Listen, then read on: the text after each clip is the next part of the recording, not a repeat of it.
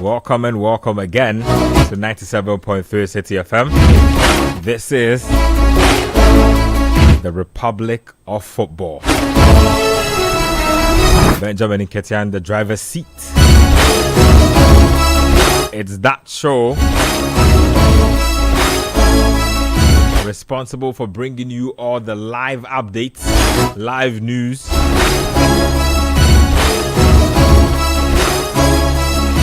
all the patterns, analysis, the backstories, the banter, and of course, a chance to connect with you, the audience out there. Big shout outs to you, those of you who have been patient with us. We are back on City Sports GH today. Hit the like and subscribe button. And let's get it going. We are also live on X or Twitter at City973.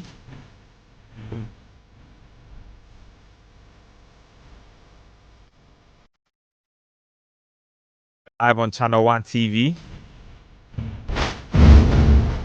So we are literally everywhere. Drop us a shout from wherever you are listening to us from.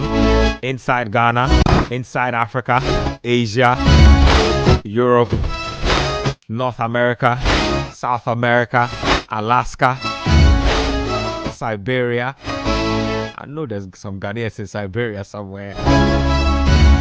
Let's get right into the 2 p.m. batch of matches and we'll get into the conversation right away. My man, Manuel Kwache is here. Yao Eje Minta is here as well. Coach Christopher Nimley will be joining us in a bit. Let's get into it and let's get right into the conversations.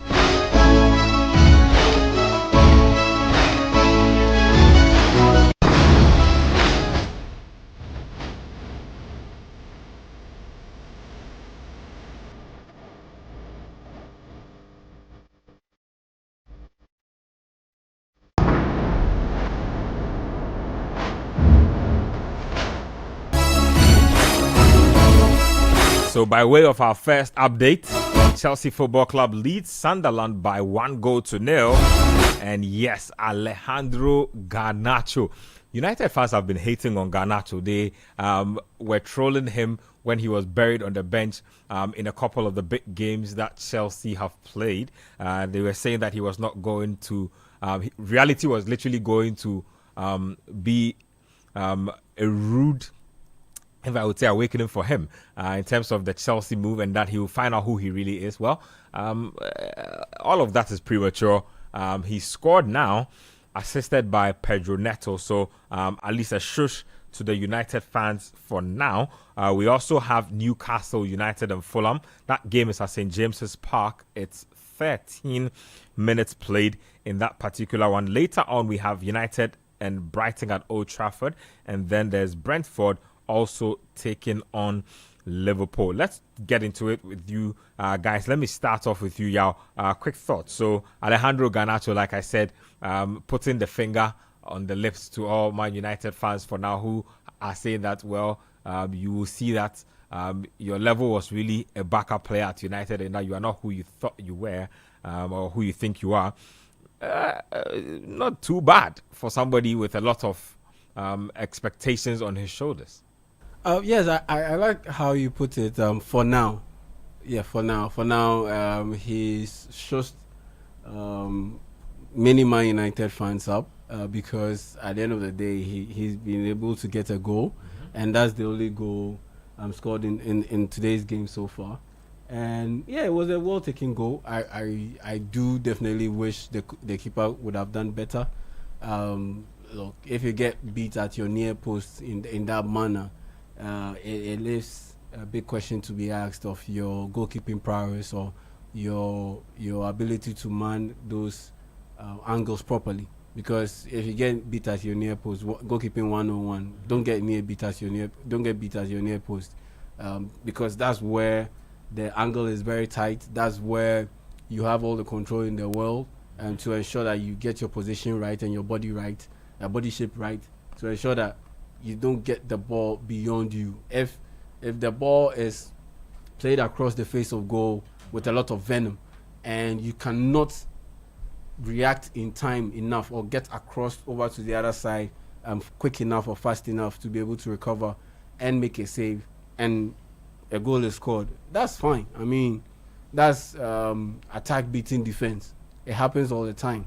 So that's pretty acceptable. Once you get the job done at your end and you still get beat, yes, you give props to the one who scored. But in this case, yeah, the goalkeeper could have done better, because the angle that Garnacho shot that ball, yes, it was pretty acute, it was pretty tight, and the goalkeeper should have known better than to just open his legs wide and have that ball roll through his legs. That for me was very, very disappointing. Look, we've seen goalkeepers make saves with their feet, and to attempt to save that ball with his feet from that angle and getting it completely wrong, yeah, very terrible look on the goalkeeper.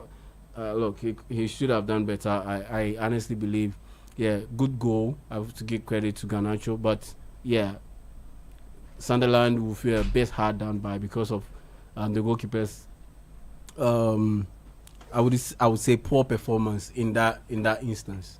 And so for me, yeah, but looking at the way the game has flowed so far, Sunderland aren't sitting too deep. They are playing quite open football, but in a very disciplined way and not reckless.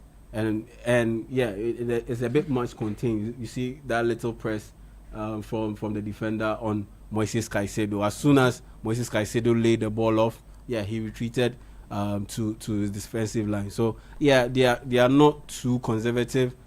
They are pretty much opened a little bit, but they are not being reckless. I think in this situation, instead of going for the low block, as many a team would do at Stamford Bridge playing against Chelsea, particularly a team that just came from the Championship and they don't have that kind of player quality that Chelsea have.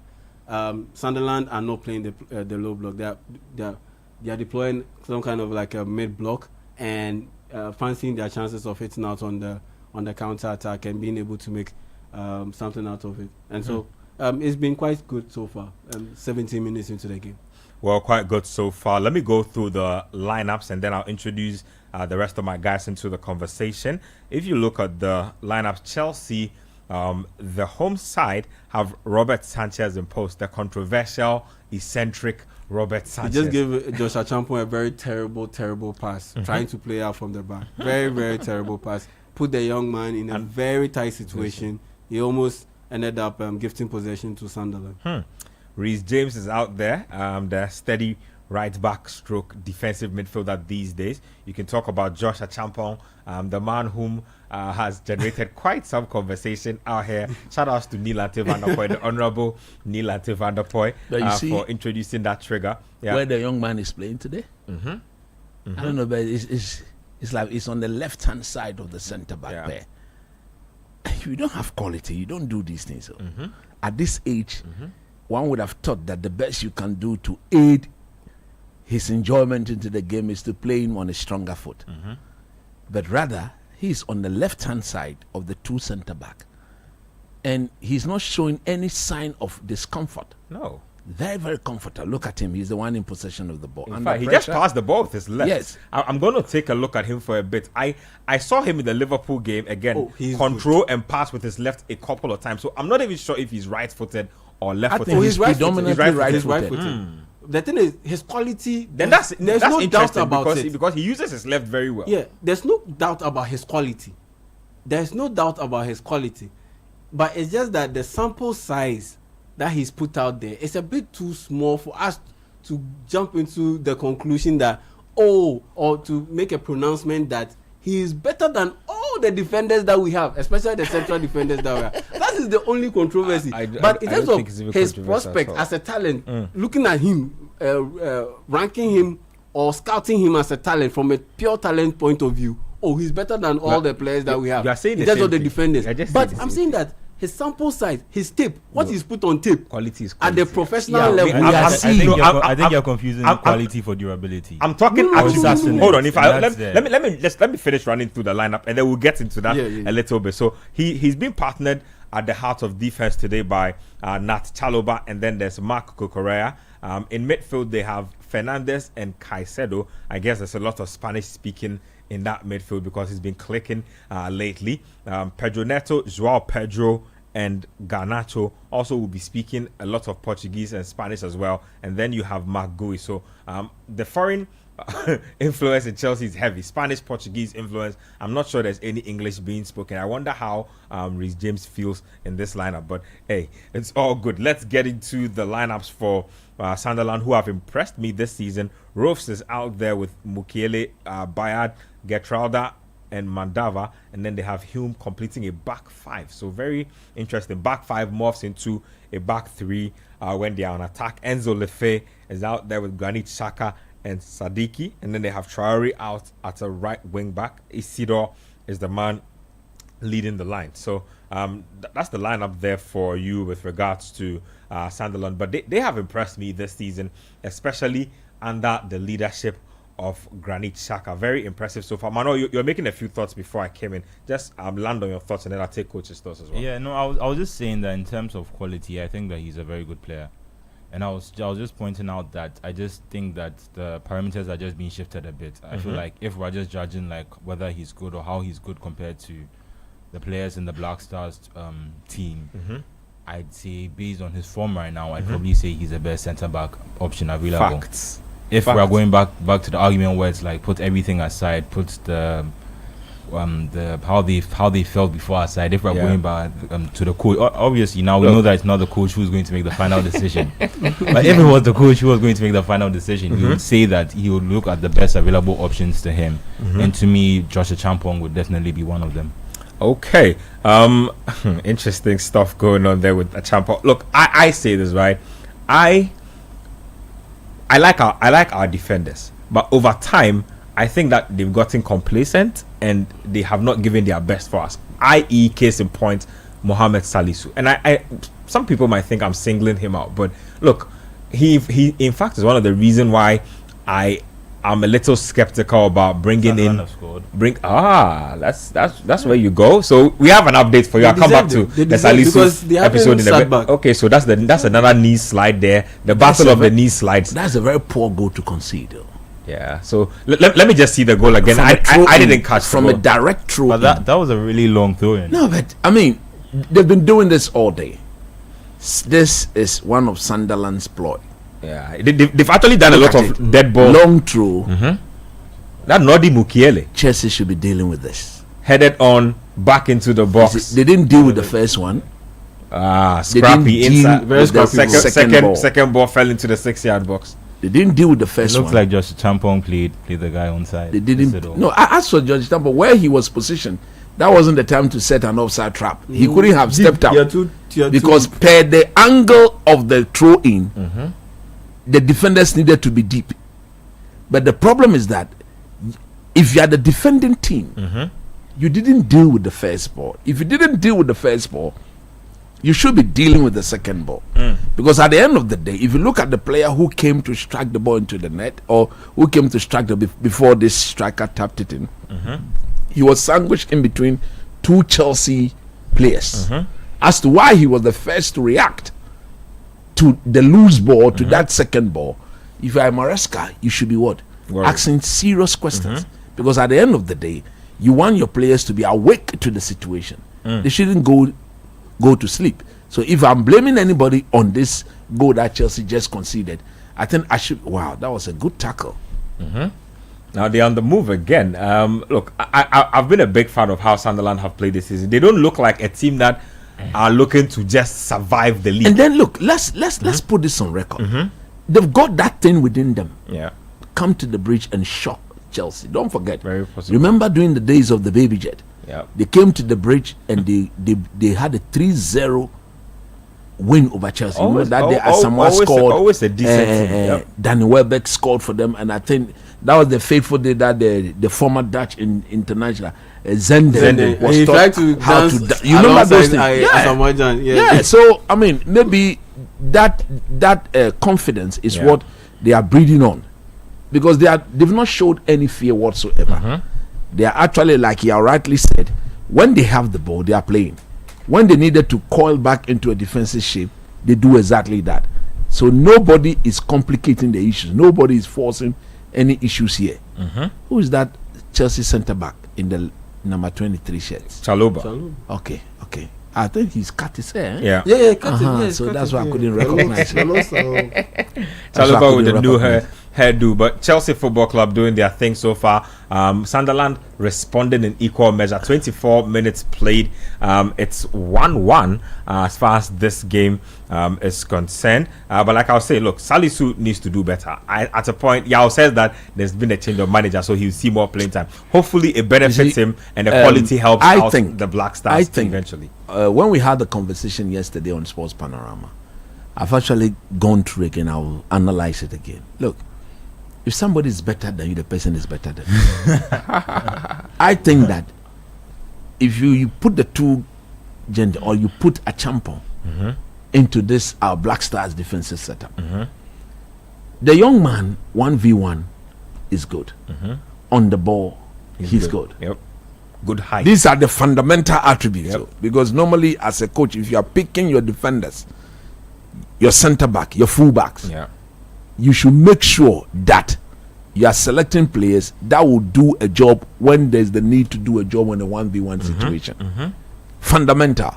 And when there's no defending to do and the ball is given to them, what do they use the ball for? You put that aside. The next thing to do is organization. How vocal is that centre back? You put that, then you go to your area duel. Is he winning his area duel? You put that aside, then you go to his recovery. If the ball were to be played into space, go catch him. Who gets that first? I think these are all ticks that a champion would take. And look at I'm just looking at physical metrics over here. He's 6'3". Yeah, 6'3". 6'3". Weight of 100 and 6'3", described as athletic, quick over short distances, that's what I'm saying, with long strides and impressive acceleration. That is exactly what I'm saying. Positional flexibility as a centre back or right back is supported by his physical attributes. Now, when you talk about positional flexibility as centre back, that's what you were talking about. Yes, the ability to play either on the right side or the left side, because some players strictly prefer to play on a certain side. Exactly. They cannot play on a certain side when you shift them into that zone. Not at all. Very good attributes for a 19-year-old. I think he's doing well so far. Let's see how it goes. It looks like I'm just concerned if his form even continues, England will snap him up, because England centre backs options are not great. They're great because there's Ezri Konsa in there. Tyrone Mings is still even has a shout to make the team. Maguire, So Maguire is aging. And so then John Stones is very injury prone. I think the only reliable centre back is the Crystal Palace boy, Maguire. He could end up going to the World Cup. Maybe these are the sort Keep of the things form. Now that he's this young, let's go tempt him. So now look at the situation where we've not approached him. We can go and tell him that let's go to the World Cup now, because we've seen the talent. The talent is there. So let's go tempt it. Look, come, let's go. We think need you. We think let's go go to for the World Cup term. now. Let's go. We take you to the World Cup, and in the long term, you are going to be a huge benefit to the team.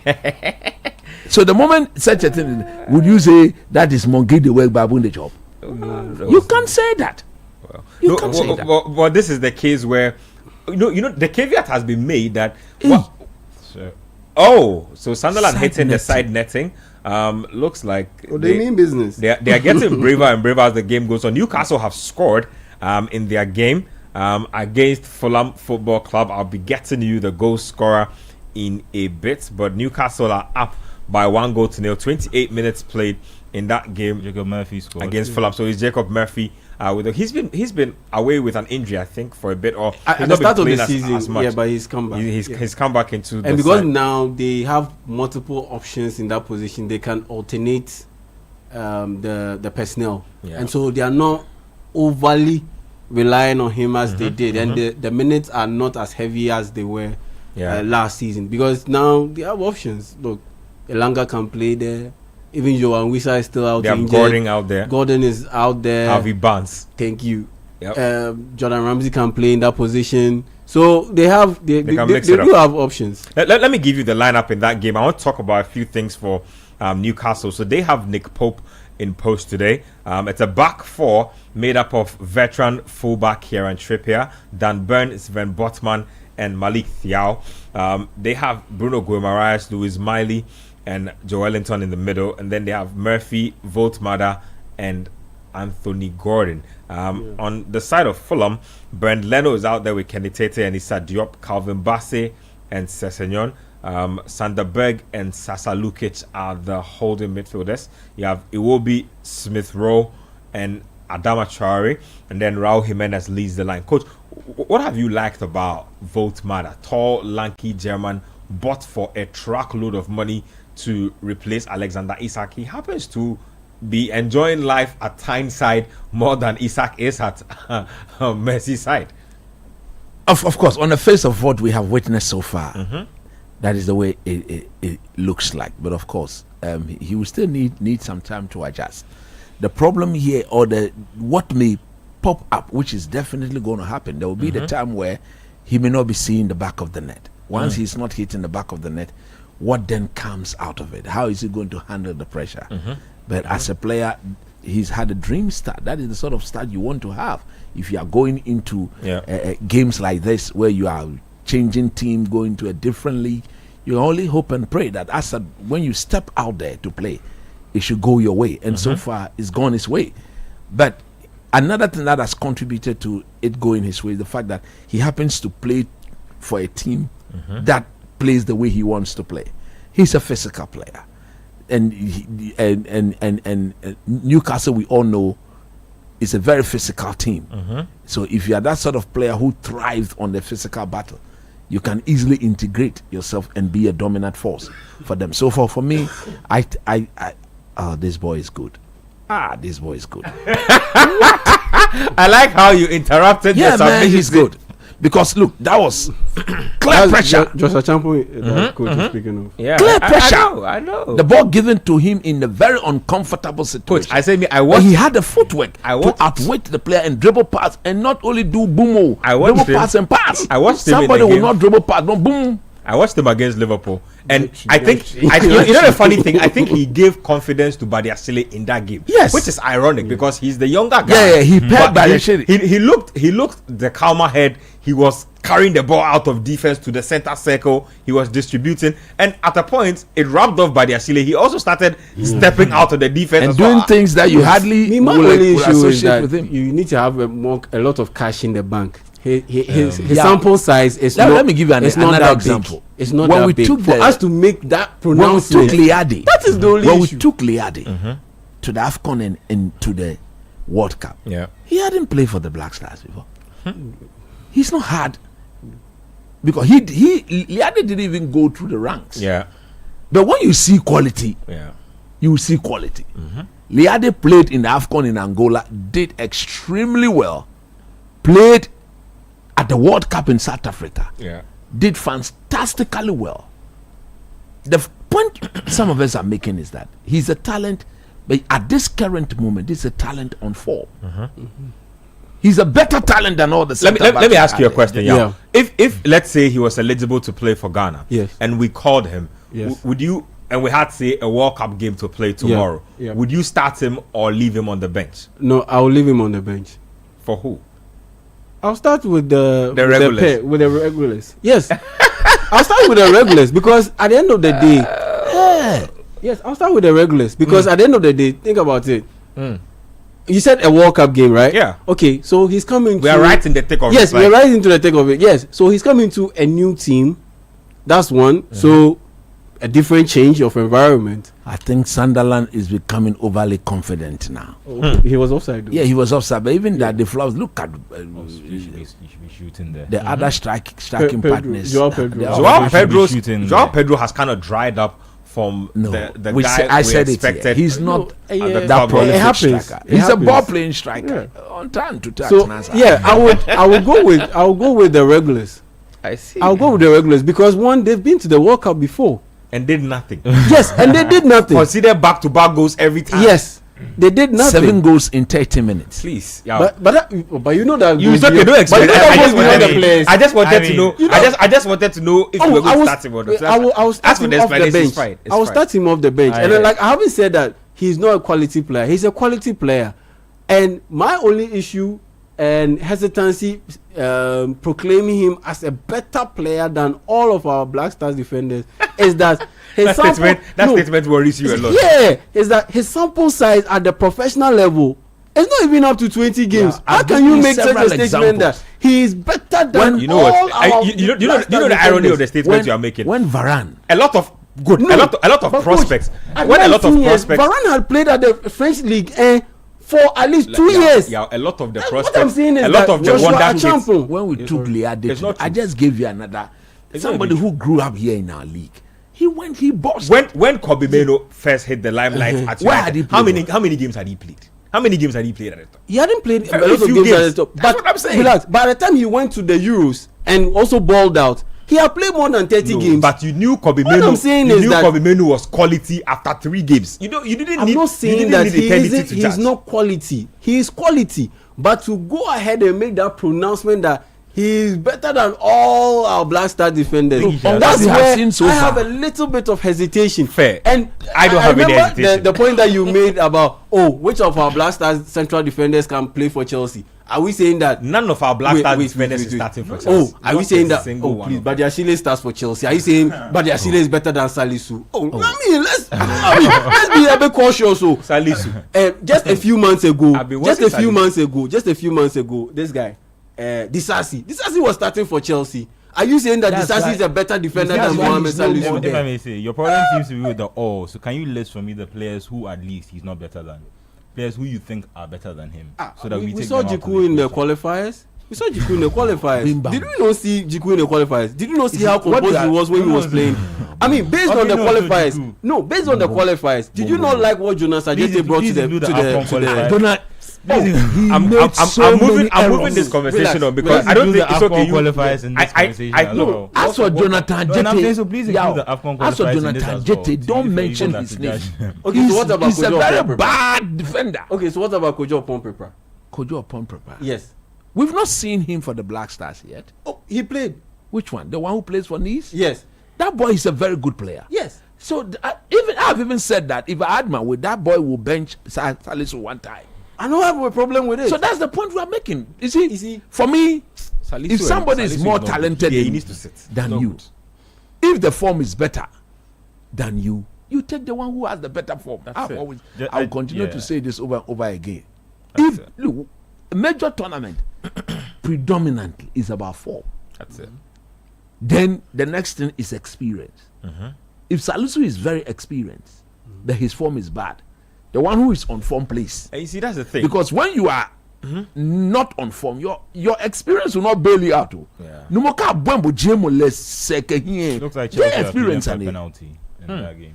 Oh no, that can be a penalty. Well, I think it's going to be reviewed because we are seeing. Oh yeah, yeah. We multiple- review everything, They but are not, I how mean, can you this, give this a penalty? They are all holding themselves. He's holding themselves like even that. Maresca doesn't look I mean, convinced. he's doing the elbow. I think. Yeah, No, he doesn't look it convinced. wasn't an elbow. They held each other. Yeah, Come on, let's play on but that. this issue of the diaspora players has become heated though. Yesterday on the floor of Parliament, our MPs also addressed it. Yes. Magbana was supporting the call for those who have rejected us, quote unquote, rejected us before, to be sidelined.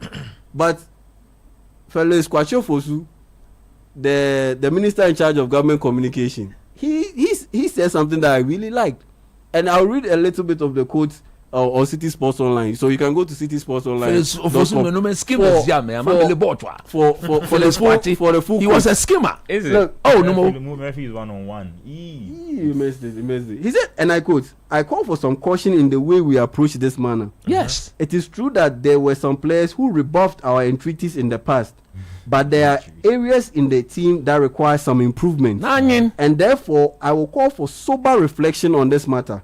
If we are not careful and we act out of emotion, we may make mistakes that will come back to haunt us." Oh, please. Let's not do this. But the JFA president made one of the biggest mistakes. Look, by labeling some players as mercenaries. Yeah, mercenaries. If you say that, the message you are sending to potential or prospective players who could switch is that I don't even want to make this or look down as a mercenary. I'm going to give more updates in a bit, but I don't even want to make this a Black Stars. Let me say this, right? Yesterday, look, let me tell you something. All that you were saying yesterday about taking a business-like approach to the World Cup because you need to win, you need to bring home the money, Look, that is why our players act the way they act. And I'll take you back to a little episode just quickly before we go back to updates. The Black Stars players and Kotoko administration, they've literally run our national team like a business. But that's not how national teams work. Again, I will say it. That is not how national teams work. Course, yes. That is how clubs work. Yeah. And that is why when the players, the FA and all of them involved went to put up that poor, appalling performance in Cote d'Ivoire, they didn't want to come and account to the media and to the people of Ghana as a whole, because all they know is that they come in, play football. When you win, you get paid. When you draw, you get paid. Like it happens like almost like a business. So you don't feel any form of allegiance to our national team. And I think that way of treating our national team has not been beneficial to us. We've tried it over time. We've failed woefully at 3 group stages. So look, we need to switch our approach. Do you know why the players at times? That's what I'm saying. Think it's all about money, because they see people who don't deserve the money. That's what I'm saying. Sharing the money among themselves. That's what I'm saying. So, and the current Black Stars chairman, management committee chairman, defended the sharing of $100,000. This week, he came out and said that if we go to the World Cup and we get booted out at the group stage, and our perform, how do you tell what? Yeah. How do you say that? It's called foreshadowing. He's telling you what might happen. Yes, so he's clearly telling us that if we should not expect anything if we go in whatever we get. Yeah. Just say, we should take it like that. Interesting. At the end of the day, you take a budget, millions of dollars, to His Excellency John Dramani Mahama for approval. We should just go As ordinary Ghanaians, what do we get? That's what I'm saying. It's the joy in our team performing and going. That is our happiness. That's why our national team. So you cannot deprive us from that and think that it doesn't matter. Yeah. If I am the president, I quickly take him out. As chairman, your mentality of going to the World Cup is wrong. Step out. Concentrate on Cocoa board so that you face that. Don't do that then. I'm telling you. Let me give you a few more updates. So there's Espanyol versus Elche happening right now in La Liga. There's Augsburg Leipzig happening in the Bundesliga. It's 4-0 advantage Leipzig. Eintracht Frankfurt are up against St. Pauli by a 0-0. HSV Hamburg are losing to Wolfsburg by a 0-0. You have Hoffenheim at home against Heidenheim. Hoffenheim leading by 2-0 in that game. And then it's half-time between Borussia Mönchengladbach and Bayern Munich. It's half-time. That game is goalless, actually. There's Dortmund versus Cologne to come a little later. When you go to the Italian Serie A, Parma and Como are locked in a goalless draw as we speak. Udine and Lecce are at 82 minutes. It's 2-1 advantage Udine. There's Napoli versus Inter Milan at 4 p.m. So that should be a good one. Just about an hour and a little more from now. So we should keep an eye out on that one as far as big games are concerned. Marseille play Racing Club de Lens today. There's Monaco. Salissus Monaco will be up against Toulouse. And then you have Stade Brestois also taking on Paris Saint-Germain. So that's what's going on around. The guy who played for Sunderland is the guy who knocked us out of the AFCON. Who's this? That guy who headed the ball. Check him, the left back. Yeah, Ronaldo Mandava. Ronaldo Mozambique. Yes, that Ronaldo guy, Mandava. He played for Atletico. He's left a painful legacy in my brain. I think came on loan to Nottingham Forest, I believe. Yes, he's the one. Yeah, Ronaldo Mandava. Yeah, Mandava, that's him. He's a good player. He's a pretty good player, actually. Left wing back. Yeah, solid player. All round solid. Yeah. I Just mean, Richard Ofori. Just wanted to point out in the Joshua Champong debate that he's represented England like all the way from under 16 to under 21. And he's played about 39 games. So he started playing in 2022 See? And he's played for under 16. That's quite some experience, yeah. Played for under That's 16, a under good sample 17, size. under 19, under 20, under England 21. under 16. That is good progress. Yeah, He's do you literally think- progressed throughout the tournament. ranks. Come You on. think from the way played that for- How boy- many of played our under how many of 17 our youth championship. players Yeah. have the benefit of playing 20 plus youth matches before they transition? How many of them? Come on, see, don't these do this. things, Some of these it's were in the beyond World the Cup. players. He played under 17 So World no, Cup, it's under 17 Euros. Forget it being beyond the players. The fact somebody is Challenge getting broken. Chaloba, even somebody- nice guy. somebody. How you know they do that dreadlocks? if you know if Oh, no, coach. The politically correct term is locks. Locks. If you say if he had an African mom, she'll be proud of him. You know? Yeah, man. but you know me, I've been He's a an handsome advocate for this. Like, why would you be having all these fancy hairstyles? Some are nice. It fits their personality. It fits the way they carry themselves. Yeah. Some too, it looks odd. Kwachi feels attacked. It looks like he wants to dye his I do hair not soon. agree with He this. wants to with dye this his hair statement. soon. I mean, look at the way Eketike looks smart as a But let me player. talk. But it's an advantage too. Look at a guy like Kwesi Sibo, right? I think the having dyed hair makes it very stand out for He him. was like, on the bench today. Oh. I don't know. Forget. He was on the bench I'm today. talking about the What? Black Star. 3-3. You know, What? see, I mean, today, hold up, look, hold up. I, When Salisu was on the bench, you got a bit would you not? different, so let's- Would you not say that him having the blonde hair contributed to him being more how is this recognizable a foul? among? No, look, I saw. Oh no! Yeah, we no, saw it's his true. performance against No, his- Real Madrid. no. Those are the things that No, but the hair It was helped. the hair helps. Psychologically, it plays a part. I'm telling you, it does. it plays a part. But back in the day, when you needed to create some level of attention for yourself. But these days, when No, with me social works. media, Listen. and When I'm all looking, cameras- when I'm watching the game and I'm trying to find out Sibo and how he's doing in the game, I just need to look for his hair. Once I see the hair, I can locate him. Like I Even And know he said, helps "Oh, one yeah, this player. I don't say. Even helps They one must player. have been If you're died. looking for someone This like guy- Volkmar on the pitch. you You can find him. I think it definitely like I said, has a some psychological it edge. fits their personality. I mean, Volkmar, it fits his personality as some kind of like a mini Rudy Vola. No, I just Yeah, it fits his personality, but others it doesn't fit. It looks a bit odd. I mean, look at Eketike. Doesn't if his new haircut fit him? Look at Chaloba right now. It fits him. Me, if I'm the manager, someone would and say you the go and argument put on is on some. slightly racial lines. Oh, no. Some people they look naturally better with that hair, and you assume that for a black person The, they should. Thomas Partey, for instance, when he had all that Nenye vlogs, fair. Nenye fair. Me how many When he banners? got a haircut, But that's subjective though. That's Yeah, it's but you see, subjective. But now It's, people around him tell him that it's nice and they like oh, it. beauty lies in the eyes of the beholder. But there are some things that cut across. No, so And like yes, there are fair, and certain yes, fair. cultures where their hair would just go and then it would start locking. And so if they I had understand. Why you don't comb hair? You don't bath.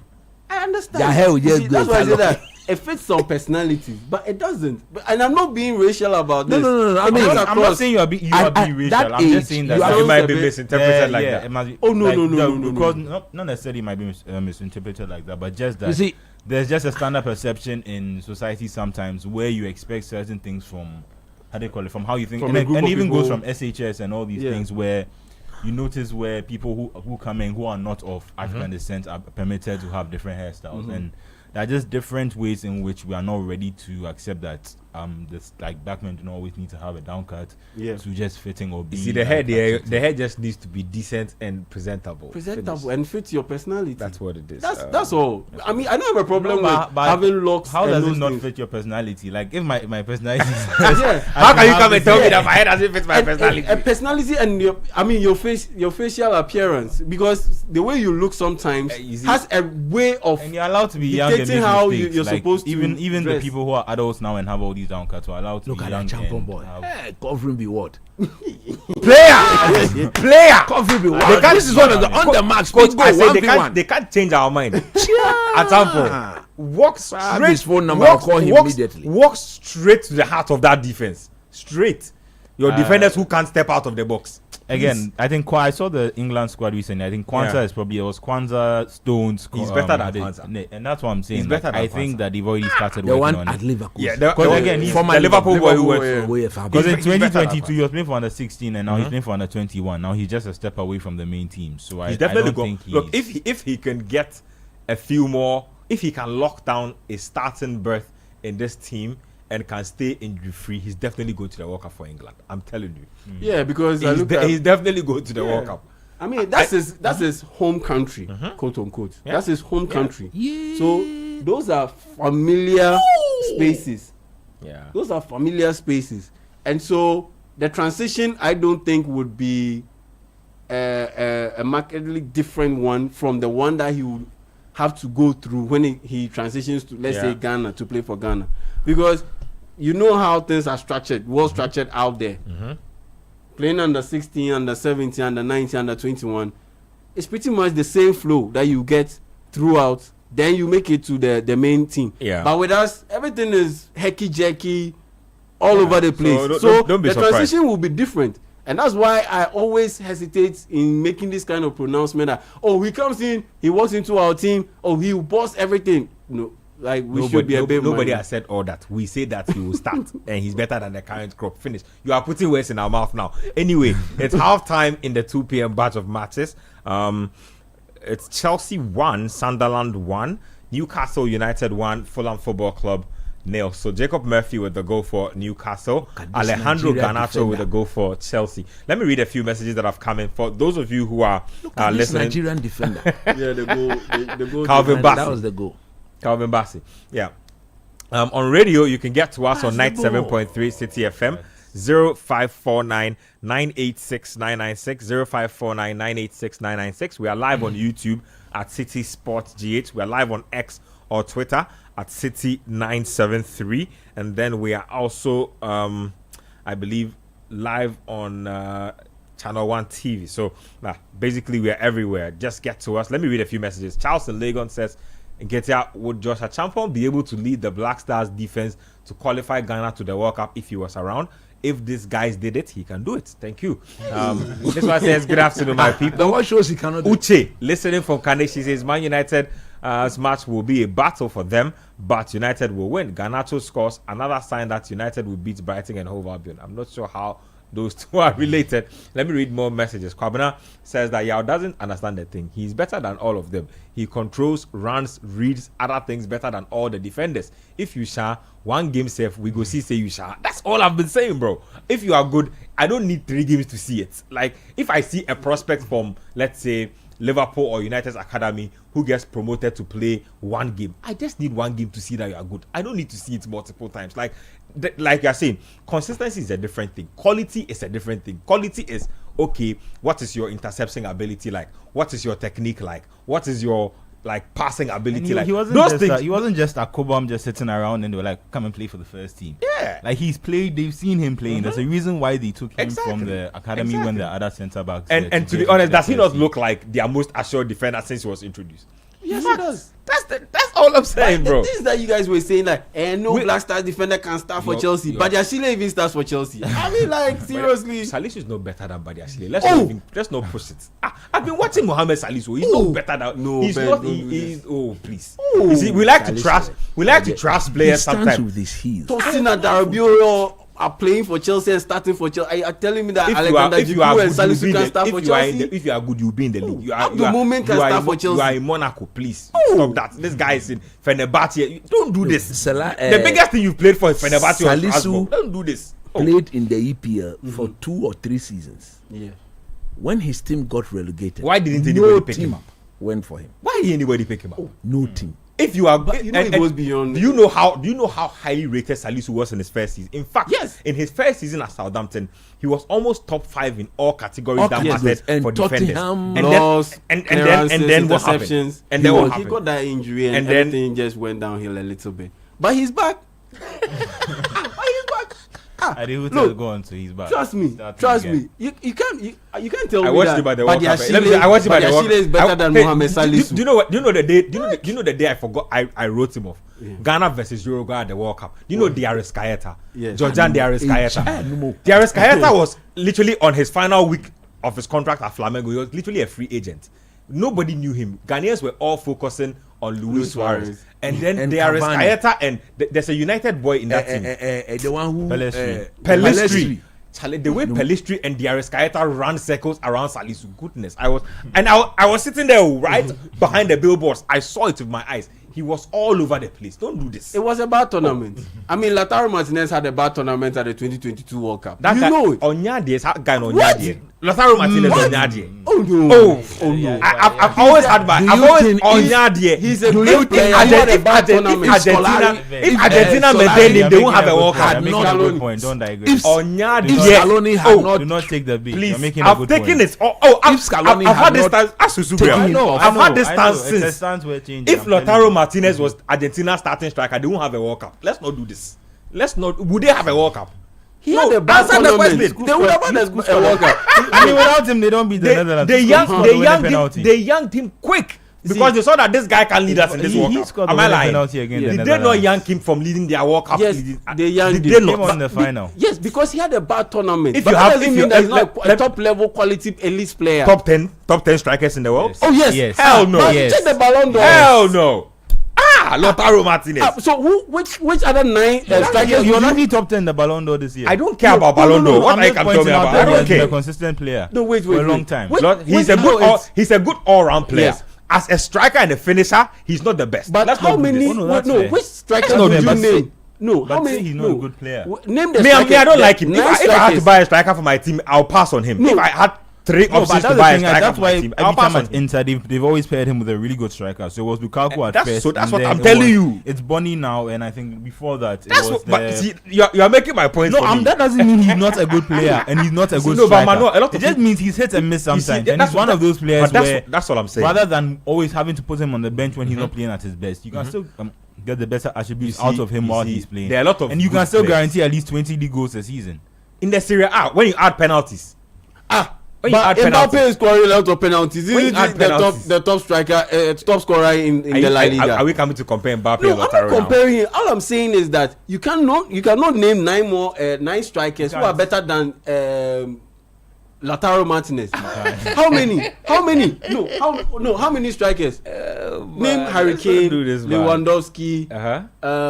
Who? Isaac, Okay. Haaland. Ellen Haaland. Let's keep And going. who? Let me see. And who? Harry Kane. No, you mentioned spoken Harry Harry Kane already. Oh, he's the top striker right now in the world. No, I would who's that? say even Johan Wissa. What? No, of Wow. course. Ahead of Lautaro Martinez. Are you? We are comparing current records. Wow, I'm saying, current records. Oh, boss. No. Mateta will come Oh, and the say, one in our form. They are on better form than him. I'm saying again. See, I'm telling you that Lautaro is a good all-round player. As a finisher, he's not the best. And I'm telling you that if Argentina had kept Lautaro, the Argentina wouldn't have a World Cup today. And I'm saying Don't that. do this. I'm saying that Oh. tournament. It was a bad tournament. You play for Inter him. Milan. When you play for Inter Milan in the Serie A, you can hide. You can hide. How can you hide Oh. when you're playing for one of the most glamorous clubs in the world? You can hide. And in Italy, Oh, you can't please. hide. Inter Milan, how much quality do they have? They have top level quality. Oh, they are these old men. They have one of the best Please. midfielders in They the made- world, they hands made down. the- Nicola Barella. Please. How many midfielders are better They than made the Nicola UCL final Barella? in 2 out of 3 Bastoni, years. one of the highly regarded and rated defenders in the world. Denzel Dumfries. I think their squad is very underrated. DiMarco. How many left full backs or left wing backs in the world are better than him? And then you have Acerbi and Mkhitaryan. I mean, like I said, all it's- the Taha, this all thing, those it old goes beyond people. the players on the team. So it's the league. They don't do a proper good job of marketing them. Let me pull up his numbers because that guy. That's the only reason why we have this kind of perception about the Italian. No. Serie A As team. for that guy, there, No, he's not they good. are Don't good. come. Nobody can come They are and very, very convince good. me. And him Lautaro getting paired Martinez. with other strikers, it's not an indictment on him. It's the system, how it is built, that you That play guy, off a big Charlie, burly striker. I want a clinical finisher. He's not the guy. Antoine I don't know why Griezmann you are hasn't he doing done this.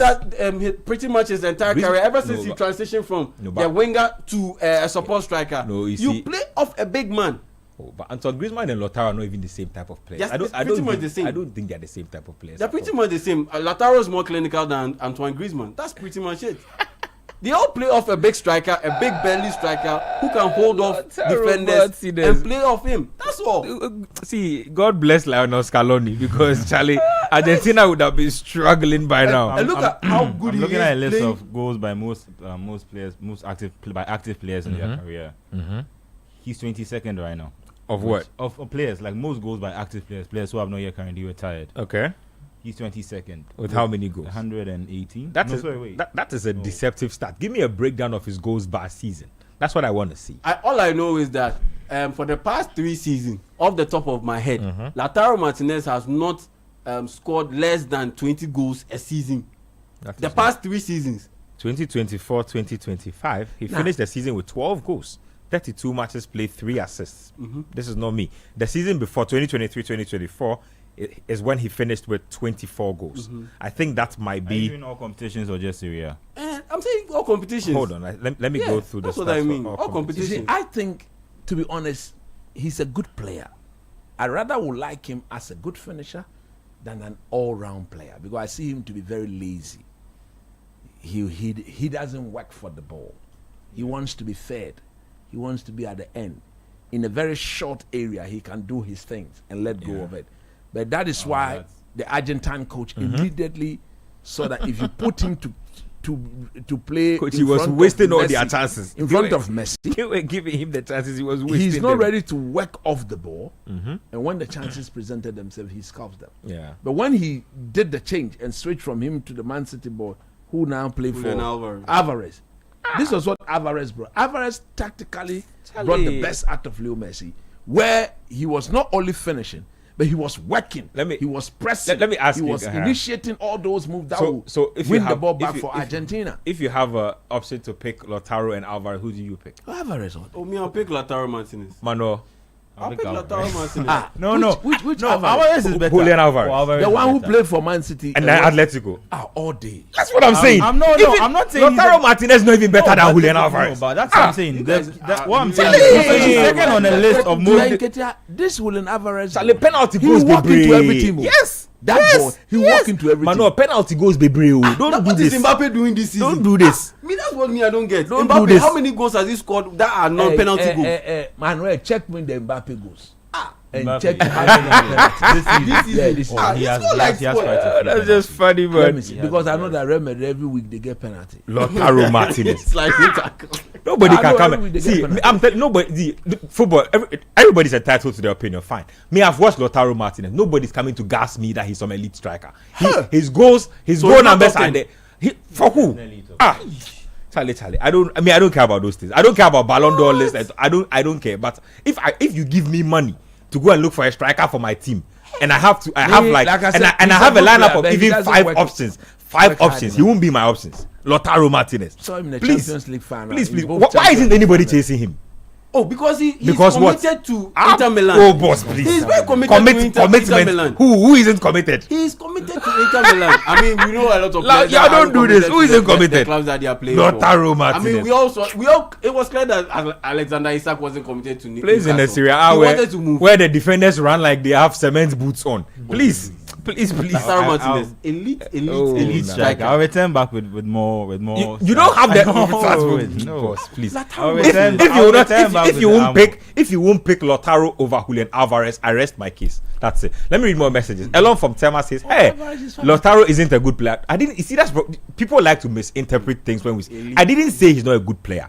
I said that He's not top 10. I don't think he's an elite striker. That's the thing. He's not I top think 10. overall he's a good player. Yes. He can control. He has a good first touch. But if I want a clinical finisher, like you give me money, Ben, I like shortlist 5 strikers and go and purchase me a striker. Oh, He he is will not- make that He list. is not appearing in my list. Top 5 there, he will He's make not it. appearing. But top 10, he will make it. I mean, my top 10 cry. It will be sus. It will be sus. Because I watched him at the World Cup, and then I watched him a couple of times for It's Inter the Milan. World Cup. No, I watched him at Inter Milan too. Uh-huh. The last Champions League season, for him, he scores like he has. You know why I think people like him? He has this thing for like golazos. Like he can score like the spectacular. But he's not that guy. He's not that guy. Top 5 there, he's top not that 5 there, guy. he's not. But top 10, He's not that guy. definitely is top 10. Elon from Thomas says, "Hey, Lautaro Martinez isn't a good player." Wow, LOL, looks like Nketiah doesn't know Lautaro. I know Lautaro, pa. I know he's the guy they yanked from their team so they could win the World Cup. He's the guy. Jimmy Ebo Grant, watching guys from Tadi, says, "Guys, Ghana, Salisu is not." That guy is not good. Ghana doesn't have defenders. That's why we use him. Charlie, don't do that. Oliver from North Kanesi says, "Oh, Ben, I agree with your point on Lautaro. But to mention you and Wisa, I'm sorry about that. That was blasphemy. I'm sorry. That's a no. Don't do this. I'm sorry about that. That was just petty. Josh Achampo is indeed a good player, and very soon big clubs will be chasing for his signature. I pray he continues like this." From Ben 10 inside Techima. Good afternoon to you guys. So the second half is just about kicking off. Newcastle's second half has actually kicked off. It's still 1-0 advantage Newcastle United. We'll be getting into talk of that United game in a bit. So, we'll get into it in a bit. Yeah. But the Kotoko thing yesterday. So what was the day score, the actual score? No, was 5-1? 5-1. And So 6-1 on aggregate because they beat Kotoko 1-0 here in Accra. Then they went out there in Morocco and they beat them by 5. How do we call 6 in Chi? Insia. So call Insia. Oh, Yeah. So 6-1 on aggregate. Somebody is also on YouTube busily comparing Lautaro to Isak. Don't even do this. Let's not even go there. Let's not Lautaro even has go there. He had more career. Probably had more career goals than Isak. And because he's older. Is Is he not older? 27. Is he not older? 27. He has Well, 228 Isak career is goals. 26. No, but he's not better than Isak. Let's not do this. That's what I want. I'll pick him ahead of Isak. No, now we're saying I'll pick him he ahead of can't Isak. finish, yet he has more career goals than the guy who's a better I'll pick him striker. ahead of Isak. How many career games have they both played? That's I'll pick him ahead of Isak. Which is No, fine. Okay, let's Lautaro go back Martinez to is the an argument. elite striker. He's not top 5 because he's not. I don't see him as being better than. So why didn't Harry your Kane team or go by as him? Ellen Haaland or Robert Every time I've mentioned this, people want to fight with me. that was Lautaro Martinez.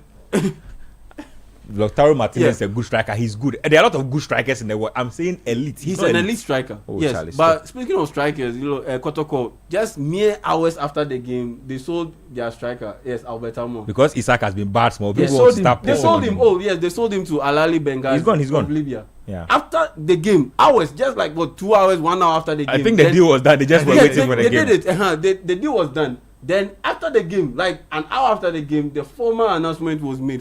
Official announcement was made that they've sold him to Alali Benghazi. So then you will play on the intelligence of your support base that they should come and support you. You are building something for the future. I think that was poorly managed. What was that? Poorly managed. If I'm a fan of Kotoko, I stop going to the stadium. I stop paying a dime. Because we get disgrace. You come and you want to win the league. If you want to, assuming Kotoko win the league, they will go and start all over again. They go and you get yourself booted out. They come. The last time a Ghanaian team dominated in AFCON, that Hasselhoff team of 2000 and of 2004, that Hasselhoff 2000 team in 1997, 1998, 1999, under coach Ike Afrani, came very close to reaching the final. I think they got. They missed out on the final on goal difference by a team from Zimbabwe called Dynamos.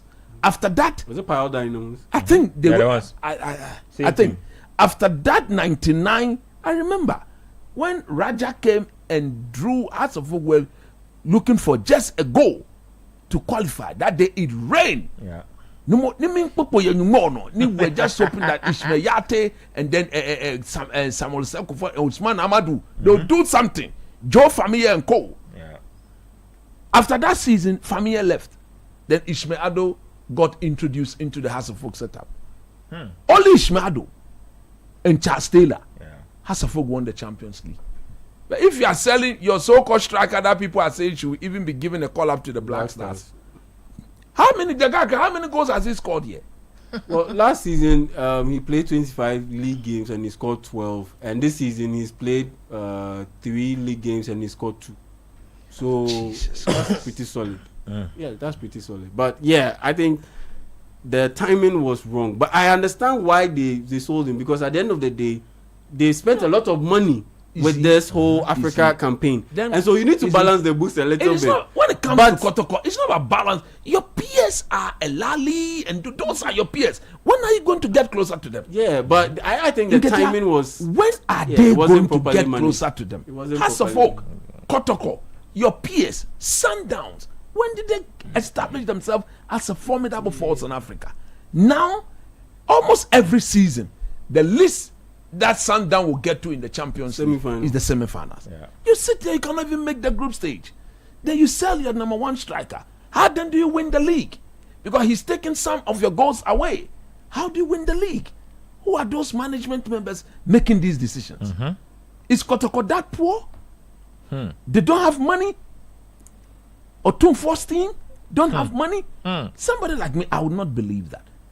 Kotoko can build a stadium at Santimai when they say they want to. They can just put money together and build a stadium. That is the question which we must. So nobody can tell me that Kotoko don't have money. What? So eventually they went there to sell the player.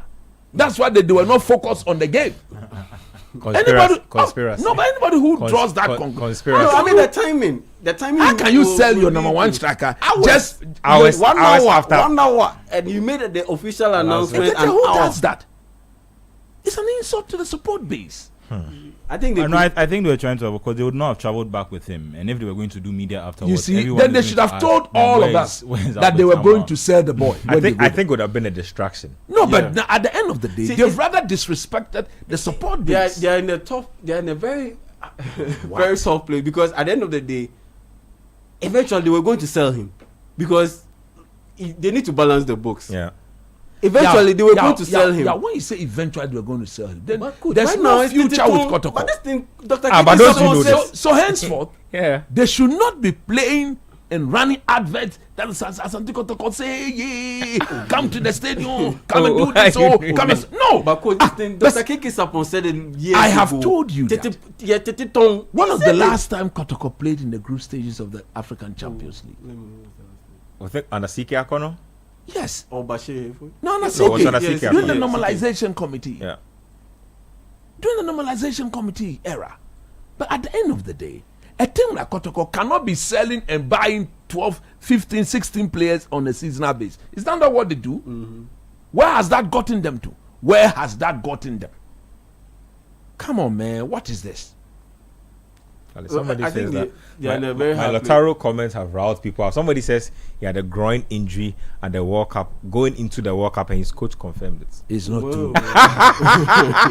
I mean, but see, In fact, I myself, I rated him so highly I think the World Cup did until him. the World Cup. Now, When when he got to the World Cup, and I saw him in that first game against Saudi, it's how lackluster. Yeah. The chances he messed up, but then in the second game, the Alvarez boy got introduced into the. Look at the That was Sunderland the defender. difference. And again, he wasn't playing. He was used to playing with a big man. Alvarez, This they're top. That was the problem. See, That was Alvarez the will problem. bang. See, Alvarez will bang either ways. Left winger, 10. Right winger, shadow striker, advanced forward, complete forward. It doesn't matter. Like Julian Alvarez will just I kill think it. the Lautaro Bete is because What of that people- World Cup. No, I say You people. see, in the People. No, impact of yeah, the World Cup, yeah. I say people are getting. I didn't say he's not a good player. No, I say it he's is. a good player all round. Like I like him as an all round player. Like good first touch, Yeah. good like decent But dribbling your ability. point is he's But not a top 10 striker. He's not like his finishing is not like top for me. Yeah. Like he's very like he over elaborates in the box a lot. He tries to do too much. Like I don't like strikers like that. You see, I He's- get your point. I want a clinical finisher. Yeah. He's not my guy. That's what I'm saying. But how many clinical finishers are in the world? It doesn't matter. How many? It doesn't matter. They aren't even up to 7. That's why I'm saying that he will make the top 10. Fair, which is fair. Which is Yes, I he will think make it's the fair. top 10, but not the he's top just not 5. he's just not my guy. Me, as for me, there is not my guy. No, I'll you take see- Julian Alvarez. You see, I think it's because of He's the not my World guy. Cup. You see, that's how come. That's why the World Cup is such a And he big has tournament. It disappointed is. me twice. The Because World of Cup, the the World Cup, Champions the League World final. Cup. Oh, but that one goes. There's that. There's that. The 2 Champions League final. I remember the first final against Manchester City, the one they lost 1-0. The chances That he was wasted. that was Lukaku. No. I mean, No, but I he know, also I had know his he first mi- I know he missed his. There was the chances. chance I that know the goalkeeper Don't if this game they is started. dashed him. You see the See, one that Pep Guardiola do you know that fell on the do turf. you know He that was the one. You remember? Do you know that the World Cup has forever ruined Randall Kolomwani's reputation? Yes, to some extent. You don't That's know what I'm what saying. saying. Like From it's because of 3-0 the down World to Cup. 3-3, win and let's go. Yeah, that's what I'm saying. Because of the World The Cup. World That's Cup, why a lot of a people are saying that. Oh big yeah, platform, Papa. Lautaro Martinez is not. You know, can elite. be good at the. That's why nobody can tell Mario Götze anything in life. He scored a World Cup winning goal. Yes. From Finished. nowhere. Nobody can chat to him. Nobody on any day. Yes. Have you scored? Like if And that's you ever come at He's him, you in the just class of all- Andres Iniesta. Thank you. If anybody ever talks to him, all he has to ever do is, have you scored a goal that has won your country a World Cup before? Okay, Oh, I rest my understand case. the impact of the That's World what Cup. I'm saying, That's how bro. come Ronaldo missed pretty much the entire season. Went to the World Cup, balled out, and still ended up winning the No, Ballon the d'Or. problem I isn't get the World it. Cup. The problem is Alvarez, because you have the comparison. If he had still been played, I would argue that he would have got better in a tournament. Tournament, 7 games. Who has time for you? You have lost one game. You are not better. serious. Who has time for you? would The have moment got they better in lost, the tournament. the moment they lost that game, Saudi Arabia, they went into panic mode because they knew that based on where they finished in the group, their World Cup, it could jeopardize their World Cup. World Cup 7 games. Nobody has time for you. That's why in the league he can look good because in the league you can go on. Torres go to the competition without You can- without scoring. Which Torres is this? Oh, 2012. Fernando Torres. Possible. That's what I'm saying. In a league, you can coast, you can go blank for 12 games, show up, score 2 penalties, get your confidence back, go on a 3. These things happen, bro. Don't do this. Come on, man. But you were talking about how they call at the end of the international tournaments come down to form. Fulham have equalized in their game. Yeah. Yeah, but the Lautaro bit there, no. Christ, the way of life. Charlie Kuda, why? Thank you for liking Lautaro. We are all not you. Thank you. Enjoy. Are you behind? Charlie, no, you know if he hit up. He's just making a case for Lautaro, and I like it. I mean, that's what our YouTube chats are for. He built, or the sort of reputation he built. In the big games, he doesn't show up. Then we can say the same for Mo Salah. How many big games has Mo Salah dominated? But it is a very Salah ghosting in big games. It's neither here nor there, but it is a genuine debate that can be had. Yeah, so it is a debate so that say the same thing about Harry Kane. It's a debate that he's can not be scored had. a lot in all the semi-finals and finals that England have. It's a debate that can be had. Any one of them. It's a debate that can be so had. you can use that stick to be hitting and bashing Lautaro Martinez. No, clinical. No, you're basing your argument on the World Cup. World Cup. No, I'm not. Don't center it on that. No, he's not as clinical as other strikers. That's what I'm saying. And that's what I'm saying. But that's where tactically other coaches have found out the ways to get the best out of him. That's why people don't want to agree. Look, his numbers look good. 21 goals, 24 goals, 21. Yeah. So obviously, it sounds crazy when I say that he's not like a top. Look at how well he's doing at Inter Milan. But when you go to the national team, he's playing second fiddle to that Alvarez boy. He's always on the bench. National team record is not that bad. He has 35 goals. He's always on the bench. He's not. I don't think he plays penalties for his national team. No, what I'm talking about, the starting 11. He's always on the bench. Now he's a substitute player. No, but Argentina have always had that problem. There were times when they had Lavetti and Tevez and Aguero. What I'm saying is that if you have, don't compare him to Aguero and Co. What I'm saying is that he went to, if he had taken the bull by the horn, per his performances, that position should be his. He should not be sitting on the bench to a 20. The boy bench him at the better player. We're going back to the Joshua Champong argument. Where is equality? You see quality. I'm picking him ahead of Julian Alvarez. Which is fair. Because the Argentina bet is because of the system. Argentina don't have that big belly striker who can play off. And they don't play. And the fact that in different systems, what makes him better? And you have to also factor in all the time Lionel you Messi. play with the big striker. He can play on his own. Chelsea's bringing on Estevao, I believe. He can play on his own. But if you are playing on your own and you also have Messi in there, it's a bit problematic for the system. And that's why he has to give up that position because, like coach said, he's not the most industrious striker. All of you who like Lautaro, when your team is in the market, your team should go and buy him. When you buy in the market for a striker, go and buy him. It will be a bit hard. Maybe you go to Inter Milan. If you don't know, you go there. Maybe he should be at Inter Milan. Just on Chelsea, looking at the performance of Garnacho as he skies the ball over the bar. Why are you shading Garnacho? I'm just saying they made a profit in the transfer window. Yeah, which would be surprising if you look at the number of players that came into their team. And I think with Garnacho, they've also realized that there's a thing where it seems like players just gain value once they've been at Chelsea and once they've been into the system. So I think that with Garnacho, even if he doesn't work out, even if players like him and Gittins don't work out, they'll be able to just move players on, and Buonanotte. If these players don't work out, and they have a really good academy too, which is the thing. And I made this point. They seem to rely on the academy for their defense with Tosin and Chalobah and. When he's fit, Joshua Champong and Levi Colwell and Reece James, most of their defense, and they even sold Hall and Livramento. If it wasn't for PSR, they would still have I'm smiling. I get to watch Lautaro in a few minutes because they are up against Napoli, top level opposition. We will be watching today. We will be watching Serie A action in the studio. Salah has been ghosting big games. You don't beat him with that.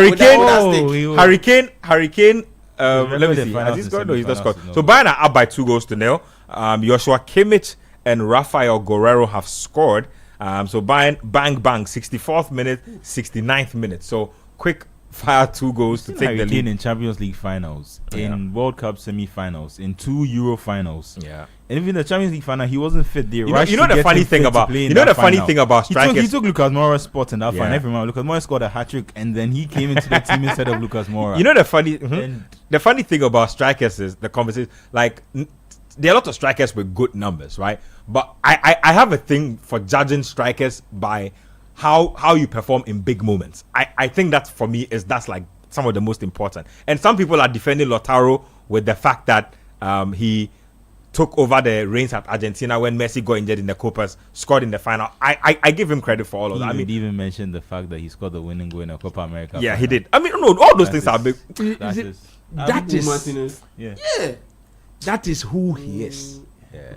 That is the sort of like the way I have more controversial Argentina views about Di Maria and Messi, but today's not the day. Oh, today's not the day. Yes, I'm saying. Like, no, the arguments for Di Maria, I won't make them today because the Messi people will start foaming at the mouth. So I won't go there today. That's a conversation for another day.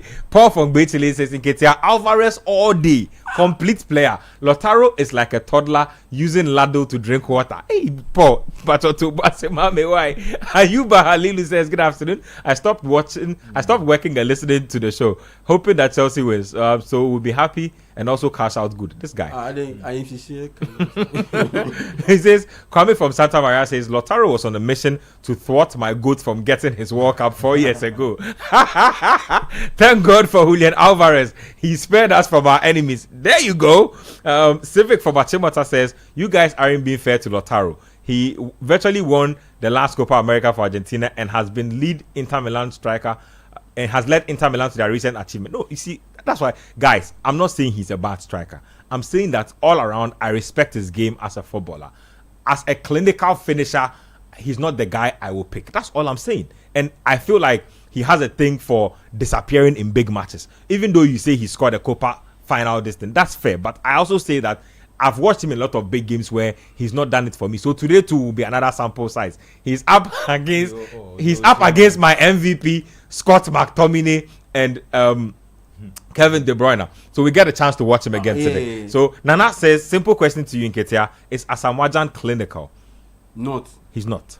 Asamoah Gyan is not a clinical striker. Asamoah Gyan is legendary as a striker, but Gyan is not clinical. That's the truth. Yeah, but that's the thing. He's a big game striker. Gyan became clinical. Is it the reason why you say Gyan is not clinical? In his early days, we watched him miss a lot of chances. Yeah. But as he grew into the role, we needed one chance, one goal. Go back to his. You see, you look at his performances in 2008. 2008 was most people don't recognize. That was Asamoah Gyan. In fact, in fact, Gyan is clinical. Actually. That was Asamoah Gyan's first AFCON. Gyan actually is clinical. Because he didn't go to the 2006. I even take that back. Yes, because I'm thinking about. Hold on. I'm thinking about Gyan at Sunderland. The games he played, the goals he scored, goal ratio, and then when he went to Al Ain, my goodness, when he went to Al Ain, he was breaking all kinds. You can talk about the league. We are talking about the league, but you see, I can only score goals in the league I play. Let's judge him with the Black Stars. Yeah, I'm saying that I think he's clinical. Yeah, because he is actually. In his first major tournament for the Black Stars, that was the AFCON in 2008, the one we hosted. Yeah, because he didn't get a chance to play in the 2006. But when we took him to the World Cup, even 2006, he scored. Now, after crazy. 2008, go back and check the records. People say that because he led Inter Milan. See, the Serie A is a weak league now. No, the Serie A actually had more different winners than the Premier League in recent years. It's been more competitive. No. What have the challenges been like? AC Milan and Juventus. What have they been like? No, but that's what I'm saying. Even AC Milan, even though they've won the league title within the last 4 years. No. You see, if you compare, when you are comparing the strength of the Serie A to the rest of the leagues. That is what we should say. What are you saying? It is a good league. Serie A. But comparatively, what are you saying? How good is Juventus now? How good is AC Milan squad now? AC Milan only buy other people's rejects. Napoli construct their team out of other people's rejects. And old men. Serie A is not like that league, but the Champions League is what vindicates Inter Milan because they have been head and heels better than the other teams. They also played AC Milan, and that is why they've dominated semi-final to that final. And that's why they've dominated the league. As for the Serie A, I'm not about to listen to you tell me that the Serie A is some super competitive. Napoli have actually won it more recently than Inter. Napoli have won it like twice. Yeah. Twice in Yeah. the last 3 years. Good. So it's not been Inter. And Inter Milan have won it twice as well in the last couple of years. Twice. I think Yeah, they only twice two. in the last 4 Yeah. years. But I'm just saying that Serie A is not what it used to be. Like Oh yes. Serie A Yeah. used to be the greatest league in the world. the time I of get the- it. but they're falling off. But at the end of the day, Come still on. the top 5. It's still part of the top 5 leagues in Europe. Yeah. And so it's highly rated. But I know it's not like the Spanish league. It's not like the English Premier League. Yeah. So if a player is thriving and excelling in that league, we can't diminish it. I'm not diminishing it. I'm just saying. I mean, even That his Hurricane team has is been a playing in the dominant force. Bundesliga for crying out loud. I mean, Why? What's wrong with the Bundesliga? the Serie A is better than the Bundesliga. Competitiveness wise, I think so. All round, the everything. Bundesliga is still leading the charts for the Farmers League. I don't know if they are the major farmers or the French league the minor. But that's the farmers. thing. I feel like it's very like it was not that long ago that people were saying that Serie A is also the Farmers League because of how Juventus won about 8 in a row when Yeah. Allegri was there. Conte, So Conte won 3 in yeah. a row, and then he left it for Allegri, and then how do you call it? It was only up to Pirlo. Pirlo was the guy who made the. Sarri won it. Even Sarri, no, because Sarri won it with Ronaldo. In Yeah. Ronaldo's 2 seasons that he won it. Yeah. It's when they made the mistake of going for Pirlo and hiring him, and then they finished fourth, barely going into the Champions League, and since then they haven't been able to be competitive. Yeah. And I think people are discounting the fact that other teams in the Serie A have actually got better. Yes. Milan have actually got better. It's just their signing have been really strange. Their signings and managerial Charlie, appointment if I watch from Tedesco to like so many random. Sergio Conceição. Like they haven't. I they feel haven't like been consistent Serie with A's that. issues are you can discuss them in many ways. The Serie A teams have a thing for doing well in Europe, even And though yeah. their league is not very strong. And they were competing in the conference. I think Fiorentina made a final. There was time where Roma made in fact, the final and they lost. all to they all Sevilla. there was The season where they made the They made all the conference finals, league. yep. So it's I think the it's Serie A has interesting. actually, and the thing is, more teams have become competitive. Do you know and I why? think that in Do you know terms why? of Do you know what I balance, that's think? much- I think that's a Serie little A better for the league. I think Serie A benefits from more quality coaching than other leagues. Yes. The coaches And that that's the thing, go because the game is more slowed down. good. The coaches It's that more go to the tactical. Serie A are more tactically knowledgeable than the coaches that probably are at your average Premier League yeah. team Oh, yeah. or your average La Liga team. And so coaches make up for a lot more of the player deficit. So there's definitely that when it comes to let me read a few messages from YouTube. Now, what say everything says Iketia had Nunez as a starting striker for years, of course. He can't tell the difference between elite strikers. Darwin Nunes. Now Nunez is not even close to being elite. Some people said he was elite because of the numbers he put up. Isak, and someone is asking me if Isak is elite. Isak is not elite yet.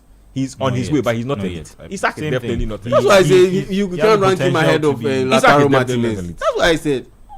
Somebody says Clodo Isaac says Massa. The La Liga teams too are becoming weaker. Very, very. Oh, in yeah, fact, yeah, La Liga are almost in crisis. And If that's we the are thing, being but honest. the thing, the They thing are about also most of the almost in leagues, crisis. If I can say it, that you always know the teams that are going to compete for the league before it starts. True. You know that in True. France. You know that in Germany. Yeah. And in La Liga, it's almost immediately.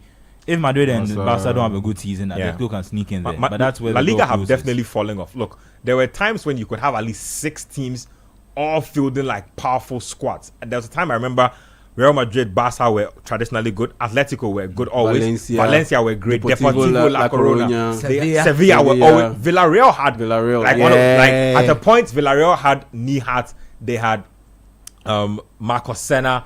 They had Riquelme, Juan Capdevila. Like Riquelme. man, that was such a good time. Was it Benitez won the league title with Yeah. Valencia? Valencia I'm trying to twice. remember Twice. Yeah, back to and back. then when Deportivo won in 2004, Yeah. those are like Old since then- school, old old school, school. And that's old what I'm saying. school. Since then, since the Pep Mourinho era, it become a dominant of. Actually, since the Pep era, to Yeah. be fair, and then Mourinho came and then won a league title after that. But since that era, it's been very competitive between the two teams, and I think Barca, they've gone then far. once in a while, Atletico Madrid. will Atletico Madrid. sneak in. Another thing is that just because of the quality of players and what that was a good shot from Enzo, but just because of the quality of the players and because of the peak, I think that's another thing. Because of Messi, Ronaldo, because it seemed like the pinnacle of world football at that point in time. Yeah. Resided in La Liga. You know They the- managed to the paper funny over a thing. lot of. Ronaldo and Messi have also destroyed our way of viewing a lot of things. I think that's one thing we don't talk about enough. They have skewed our mind on what actually an elite finisher is. Because if you want to take the debates back even 10 years ago, you were an elite Premier League striker by scoring 20 Premier League goals. Yes, These days, 20 Premier League goals is something a lot of guys that you won't rate can actually clock if we are being serious. Like those days, if you look at Didier Drogba's numbers, There are very Nothing few major.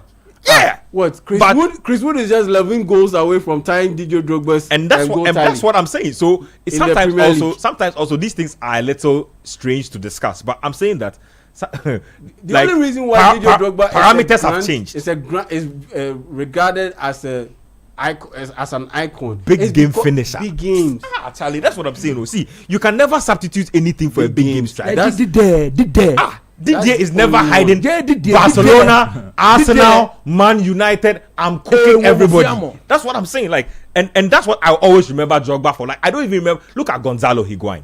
Gonzalo Yeah, because Higuain. of the misses. Gonzalo Higuain is as clinical I tell as it you. gets. If you look at his goal scoring numbers, Brilliant. very few people come close to his goal scoring. But every time it's a big game, Big game. you know Gonzalo Higuain is not going to do Higuain well. score a goal for Napoli to qualify Obebo for the Champions Bassis, League. yeah. No, he goes to mess it up. Is that Higuain what it is? score for Argentina to win the World Cup or the Copa America. It's just what it is. It's It's just what it is. Just, So, I'm looking at the list of most goals like in a single La Liga season, Yeah. the record, and Messi and Ronaldo have completely skewed it. So Messi has the record for 50 goals in a single season. That La was- Liga that was season 15 30. ridiculous. Ronaldo He scored. let me give you an update. 50 goals in 38 games. Jesus. There's a season where he almost scored like 90 goals. Yeah, 91. He got 91 Yeah, in the a calendar calendar year. You know what? When I look at He when I He look had at over 100 goals and assists. Yeah, when I look at 100 it, goals and assists. you know, in the season. I'm a Ronaldo guy. Yeah. When I I mean, Ronaldo had 40. when I look at that calendar 2014, year, 15. when I look at that calendar year, I'm like, I actually can't believe a human being almost scored 100 scored in goals. 22 consecutive Like, how La did that Liga happen? games. 22 consecutive La That's Liga games. ridiculous. And it's not Come like he on, was the man. main striker. He was like Like Messi was literally in like God mode in that year. Like nothing, nobody was touching him. He was above the ground. He was just no, above. so the- Messi has he got 46. 9 But goals Charlie, from scoring on the mo- 100. On a more serious note, I tend to wonder how Coach, I said, Maresca uses Aspilicueta, Kukorea. Because he's always in the box. in the opponent box, Yeah. he's a wing back. He's a wing back. Naturally, he's a wing back. and he's aggressive. So he's always in the box. He's a wing back. The He's a Marcus wing is- back. I like Esteval. I hoped he would get more playing time. Oh, it will come. he- Eventually, it will come. Are you sure? Oh, There are a lot of competitors for his with place. Palmer too. If there's a way where, because Because I feel like when Cole Palmer comes in, his playing time will diminish even Yeah. more. So I don't know. especially given how well Caicedo and Chelsea Enzo are playing well, but they are struggling to he create has something something. decent. That's why I like Esteval. He has the thing for the unexpected. He can run, he can dribble, he can start the 1-2 and make the move. I like him, and he's very fearless as a young player. I just hoped he would get more playing time. Sunderland, look at the Sunderland organization. Chelsea are actually struggling right to now, break they them. can sense that Chelsea are really going at it for the winner to get a lead, and so they've wisely tucked in, and right now they've dished that whole mid-block business. Yeah. Pure low But I block think they are and looking inviting to it to counter too much. They are inviting Chelsea to come onto them, and I think it is just a matter of time. I expect Chelsea to find a way through. They should. They Because should. in the I mean, first half, what they yeah. were doing is that they had the proper balance between when to go low, when to go medium, and when to attack. But in the second half, they've completely offered nothing going forward. Yeah. They've just sat deep, and they've invited Chelsea onto them. we haven't had a lot of goals this week in the Premier League. Yesterday's game 2-1. ended 2-1, which was the opening of the game week. West Ham But and truly Leeds too, United. Yeah. West Ham, if care is not taken, they will battle relegation. No, but Nuno was saying that he thinks that the team is in trouble. He had one of those very similar to the way he was speaking. Reflective. Not at Forest, because Forest was more with the owner, but he was Yeah. being very honest. He says like he's seen certain things and he thinks that the team can be. No, in you trouble. know- and and if you look he- at the he sort of admitted goals, to being in a if you rel- look at the goals they are conceding. Yeah. Yesterday again, they conceded 2 goals from set pieces. Yeah. That is, if you go a few seasons, That's literally how they lost the game, because they lost the Yeah. game 2-1. if you go a few seasons back to the team David Moyes built, Yeah. that was their identity. They were classified as one of the powerful teams in the air. They were rather scoring from set And David pieces. Moyes' team will always do that. But of late, they are conceding left. He said right, if they will battle. Well, they are 19th on the table. There West you Ham. They've lost 4 of their last 5 they are in matches. big And trouble. look, I always go back to something you used to say, and when you used to describe Lopetegui's West Ham, lethargic, Yeah, unathletic, Very lazy. They are too very lazy. lacking Like passion. and everything. Look, I always find it hard when coaches take certain jobs, and I know that it's your job. Sometimes the bag is nice, and so you must take the bag. But these things will hurt your reputation. Yeah. And I feel like Nuno again thinks that because he's not somebody who typically Builds likes the to team. play fast football, I can try and adapt to this team. But I look at this West Ham team and they look very dysfunctional to me in a lot of the way they've been constructed. A lot of the guys were bought for 2 different managers. People brought in their personnel, and now I don't know if they're going to attempt to bring in Nuno type players I in think January. But they'll freshen it up, because I looked at the game last night and Wan-Bissaka is building the ball, but practically no one is running ahead of him. Because look at those guys in the Particularly in the midfield. middle, It is yes. Souček. Souček is not the old Souček of 4 or 5 years Yeah. ago. No, his legs are Even then he was slow. He was not. Then he was even then he was not fast. So how do you think Souček he'll fare now? Yeah. Look at Okay. Oh, pass the ball. Wow. Pass the ball. Is that Josh Achampong? Yes, that's Is that Josh Achampong? See the Soon to be Black Stars defender Josh Look at the Achampong. recovery. Nah, this Look guy. at the This guy is good. Guy. Look at the young Guy. I really thought the guy was good to score that. So when I said I don't think okay, Xhaka would have shot on his right, to be fair. So he might have given the pass. So I I think thought he he was should have looking. passed. No, he should actually have went given for the- goal. nah, Once Josh the ball Achampong. came onto his right, See, Achampong, I'm a there, fan. there was no attempt to pass the ball. He was shooting for it. Watch it. Yeah, he did shoot, but it was a feeble shot. Watch it. Okay, so I think something has happened worth noting in the Bundesliga involving a Ghanaian international. I've just been notified Ransford Yeboah Konigsdorfer missed penalty against Wolfsburg in that game involving HSV and Wolfsburg. In his case, unless he scores like 20 league Where is goals. he? He's at Ham. No, I know it's at HSV, but what's happened to him? I thought he was. He I helped thought- them to qualify. No, I thought he was on the brink of our. Onyadze. No, he was on a move. He was making a move to a Maza, club, but he was one of the agency players. We all know this for a fact. Doffer. Unless If he you are a scores coach, like we 20, will invite Doffer. 20 league Ransford goals. Yeboah He unless he scores Konigsdorfer. like 20 goals in the season. Yeah. He isn't making the squad because, like I said, in that position, who is he beating? Antoine Semenyo is now a world beater per his current form. Or no, for even he Even when it comes when it comes to it, he has his Yeah, fair share okay. of struggles. Then you look at Brandon Thomas Asante. Adarabio, Charlie. Your good friend with the walk. Tossing at Darabio. He's You better say than- he's better he's than better Mohamed than Salisu and Alexander Chukwu. Adarabio is better than Poo. Salisu. Okay, let me Salisu go on. Saraki. Saraki. He's flat-footed. Saraki Onyadie. Watch him. You see, there's certain things you want. Do you know what I dislike about He's him? the most? flat-footed. His composure is Very poor. The moment he gets in contact with a striker who can dribble and can go both ways, Oh, I saw what Haaland did to him in the Champions League. and But Haaland is not even the most comfortable guy with the ball at But his feet. Haaland is the best. Is top 2 best strikers. Eating Goben, You going don't up. eat Goben, Salisu is Benku working and out. this. Charlie, what are you talking about? Don't do this. Yesterday, look the Benku you eat for here. I went for rice. There was an option to eat rice. Anyway, that's the update. Let's take a quick break here on the Republic of Football. I'm talking to Coach Christopher Nimliya Ejemita and Manuel Kwachi. Big shout outs to the YouTube community. El Cid Josiah Aye, Agbotu Chris, Isaac Kofi, JCR, Wasay Everything. I like that name.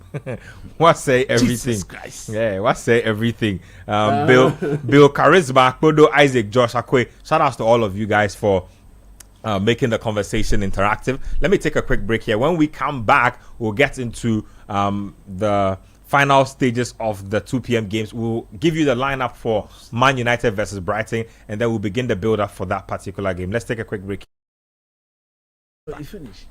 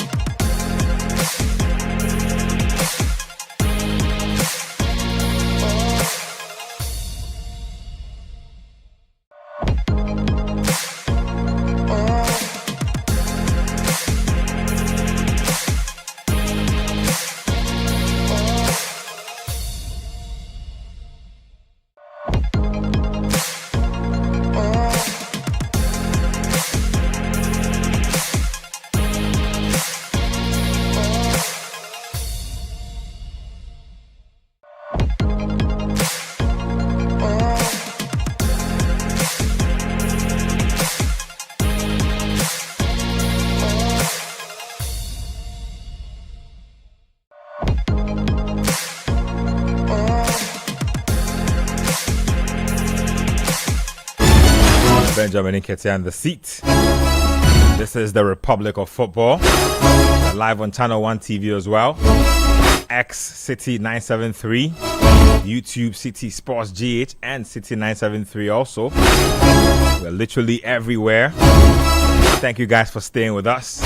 0549 986 996. 0549 986 996.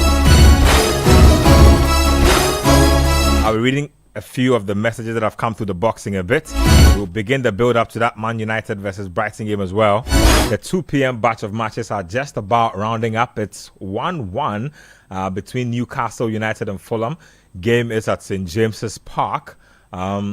Murphy Jacob with a goal for Newcastle, and then also Fulham Football Club getting their equalizer. Very scrappy goal, but in the end, they will take it either way. So it was not the prettiest of goals.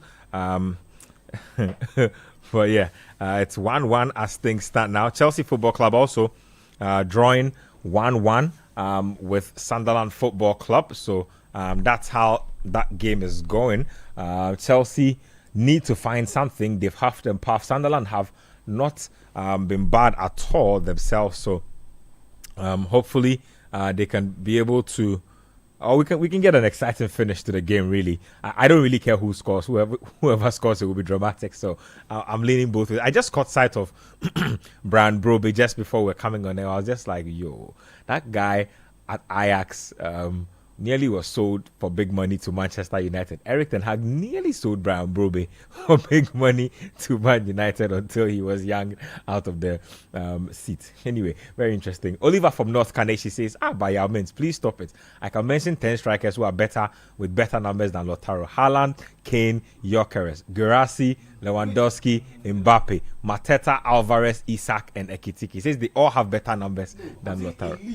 Is Mateta an elite striker? Is Gyökeres an elite striker? Sorry. No, but you said which numbers? No, you made a certain statement about if I could mention 10 who I thought were better. These are his 10. Don't attack him for it. These are his 10. Don't do that. Okay. Moses Kofinoi says that Chelsea has no reason to win this match.